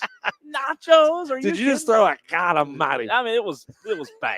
I'm just so mad. I'm so mad. Okay. Well, look, you never know what the people are going to say. never know. Right? That's why you have to put it to a vote. Okay, Tolos, here we go. One the more? Final matchup for today. Final matchup out of the sides region. This is for, it's not for all the marbles, but hey. It's the last one for this today. is the last one for today. Tolos, 844 fan phone, text in.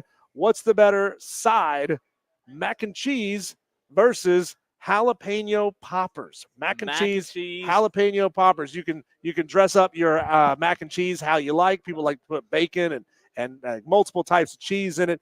For the jalapeno poppers, you can wrap them in bacon. You could put cream cheese in them. You could put sweet potato in them. There's a lot of different ways you could do it. Dustin, by the way, Dustin just stopped by and got an Ingles gift card. Congratulations to Dustin. Ingles, Dustin. All right. So mac and cheese versus jalapeno poppers. For me, this is easy. For me, it's mac and cheese because I don't eat peppers. I don't eat any peppers. You have the palate of a 9-year-old. I do. I don't eat any peppers. The answer is jalapeno poppers. Evan from Promotions, jalapeno poppers or mac and cheese, sir? Okay, and Melissa Level and Jay Wilson, who are actually working, believe it or not, they're working very hard on how the Fan Upstate can continue to be they're making sure the that best we're radio fully station. funded. Jalapeno poppers or mac and cheese, Melissa and Jay? Mac. God, mac and cheese is crushing. What'd you go? Jalapeno poppers. So 1, 2. Okay, I'll count mac and cheese. Are you counting poppers? I'm counting poppers. Okay. I have a feeling I know which way This one's one's kind of getting out of hand, but there's still 30 seconds 30 to go. seconds. You never 30 know seconds. if jalapeno poppers could make By the way, a run from behind. Good to see Michael in the text line. Cadillac. Good to see. Welcome in, everyone. A lot of guys. Tolos who don't put their names, but in the stream, April, DB, Wesley, a lot of Tolos in the stream right now. Mac and cheese or pepper poppers. I'm counting poppers. Yep. All right. We got 10 about seconds. 10 seconds left. Tolos, This is the last last second one, votes. man. Now This would be is the it. time. This is it. 6, 5, together. 4, 3, 2, 1. God, how did we know even we both did the buzzer? Harmonized, too. And that wasn't planned. We harmonized our buzzers. That wasn't planned. Did This that just happen? It did. Did It that did. just happen? We should get an apartment together after this. Okay, counting jalapeno poppers on the stream. All right, I'll April count back. Mosley is going poppers. She's the only one on the stream who's down with me and the poppers. I went poppers as well. Ooh, Let's this might see. be closer than you think. JD says poppers. John Dog says poppers. Michael says poppers. 1, 2 additional for poppers. I'm at 7. Cole. I'm at 9. Woo, I'm at 9. Close. Yep, mac and But see, cheese. you can get mac and cheese anytime. You can, but it's Come on. You know what I think it is? I don't think a lot of people like. I think peppers are like split 50-50. Well, a lot of people are wussies and They can't are. handle a little heat. You know, it's not the heat for me because I love. Here's what's weird. Think about this. I love hot sauce. Mhm. Love hot sauce. Yeah. But I don't like peppers. What? I know. You know that's where they come from, right? Yeah, I know. That's like but saying you don't like tomatoes, but you love ketchup. I just don't like the flavor. Well, by the way, I don't eat tomatoes.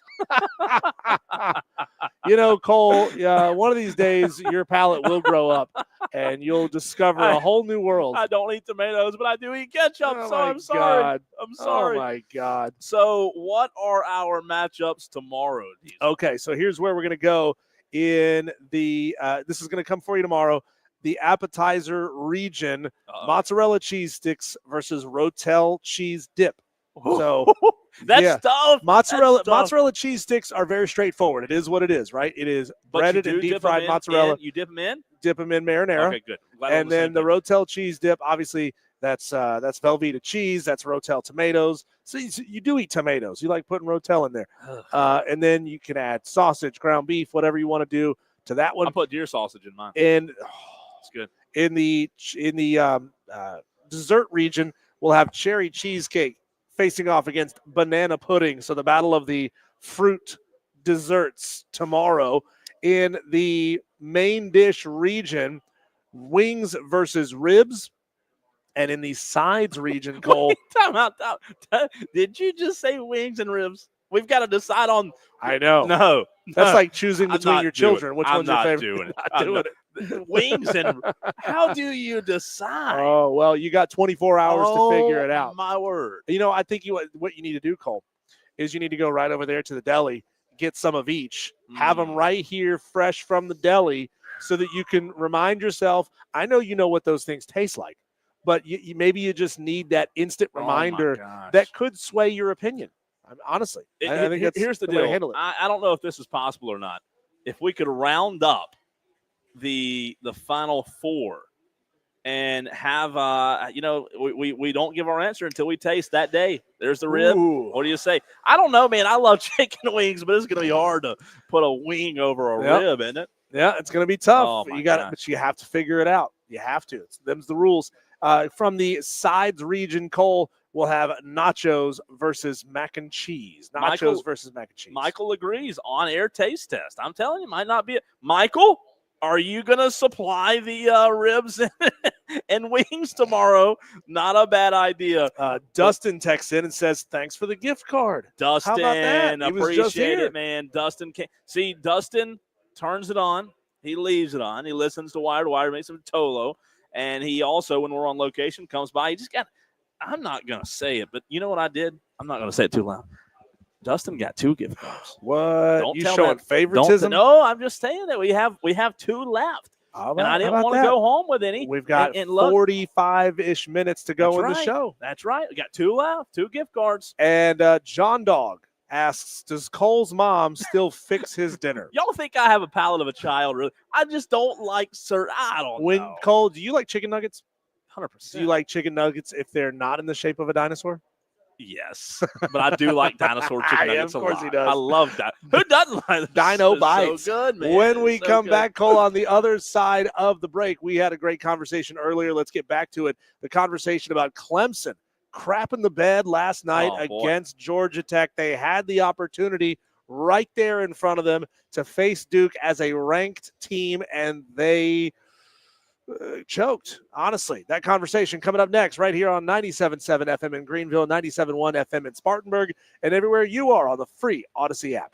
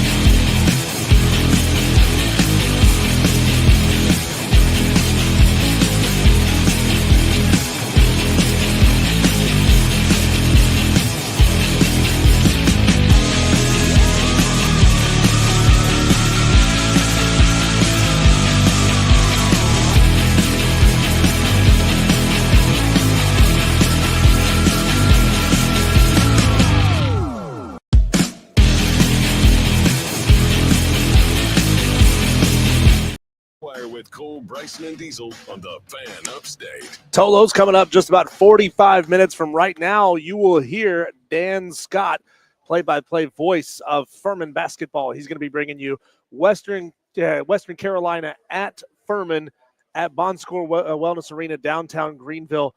It's going to be a get-right game for the Paladins tonight. They took a loss in their previous matchup, their previous game, Cole, rather. And, they're seeming like their season is kind of in a limbo, kind of in an odd place where it's win one, drop one, win one, drop one. SoCon, the top of the SoCon is tough. I mean, just flat tough. This year, and every year, but I've seen it. I've been to probably 5 or 6 Wofford games this year, and I'm going tonight. Diesel, the SoCon this year is just flat. There's parity every night. You never know. It's a tough conference, man. People don't realize it. It really is. Well, the parity hasn't really been on display in the ACC this season. However, Cole, Georgia Tech, a team that sits middle of the pack in the ACC, took down Clemson last night at Little John Coliseum. And, I don't know any other way to put it than a disappointing performance because they should have won that game handily. They should have won that game by double digits, but it just didn't turn out to be the case. It didn't. You got to give credit. Again, watching the game, you could have done things better, but you got to give credit to the other team too. I mean, it's the second chance points that really 22, hurt. By the way. Yeah, 20. Yeah, that really hurt Clemson in that game. 29 points off of offensive rebounds for Georgia Tech, and you just cannot give up that many second chance points. I'll tell you what bothers me is late turnovers. Early turnovers, okay. Late turnovers, man, you can't have them. You gotta protect the basketball late in the game, man. That's important. And even though Chase Hunter scored 28 points in that game, to end one of the overtimes with a top of the key 3-pointer that wasn't exactly uncontested when you had just gotten to the paint twice in 2 previous touches. That's ill-advised. And then, of course, the final possession there that ended up sealing the game for Georgia Tech. Chase Hunter was just out of control. He drove in. He was out of control. He didn't manage the ball well, and it just got away from him, and boom, that's game over. Let's go to the phone lines and get a thought from JD. What's up? Hey, gentlemen, thank you for taking my call. What's up, man? I just wanted to let you guys know that I was actually not the bad luck charm. Furman did win the last time I was there. And they lost the last time I was not there. But I will be there again this evening. And so you guys mentioned the Furman basketball stuff coming up, so I just wanted to chime in.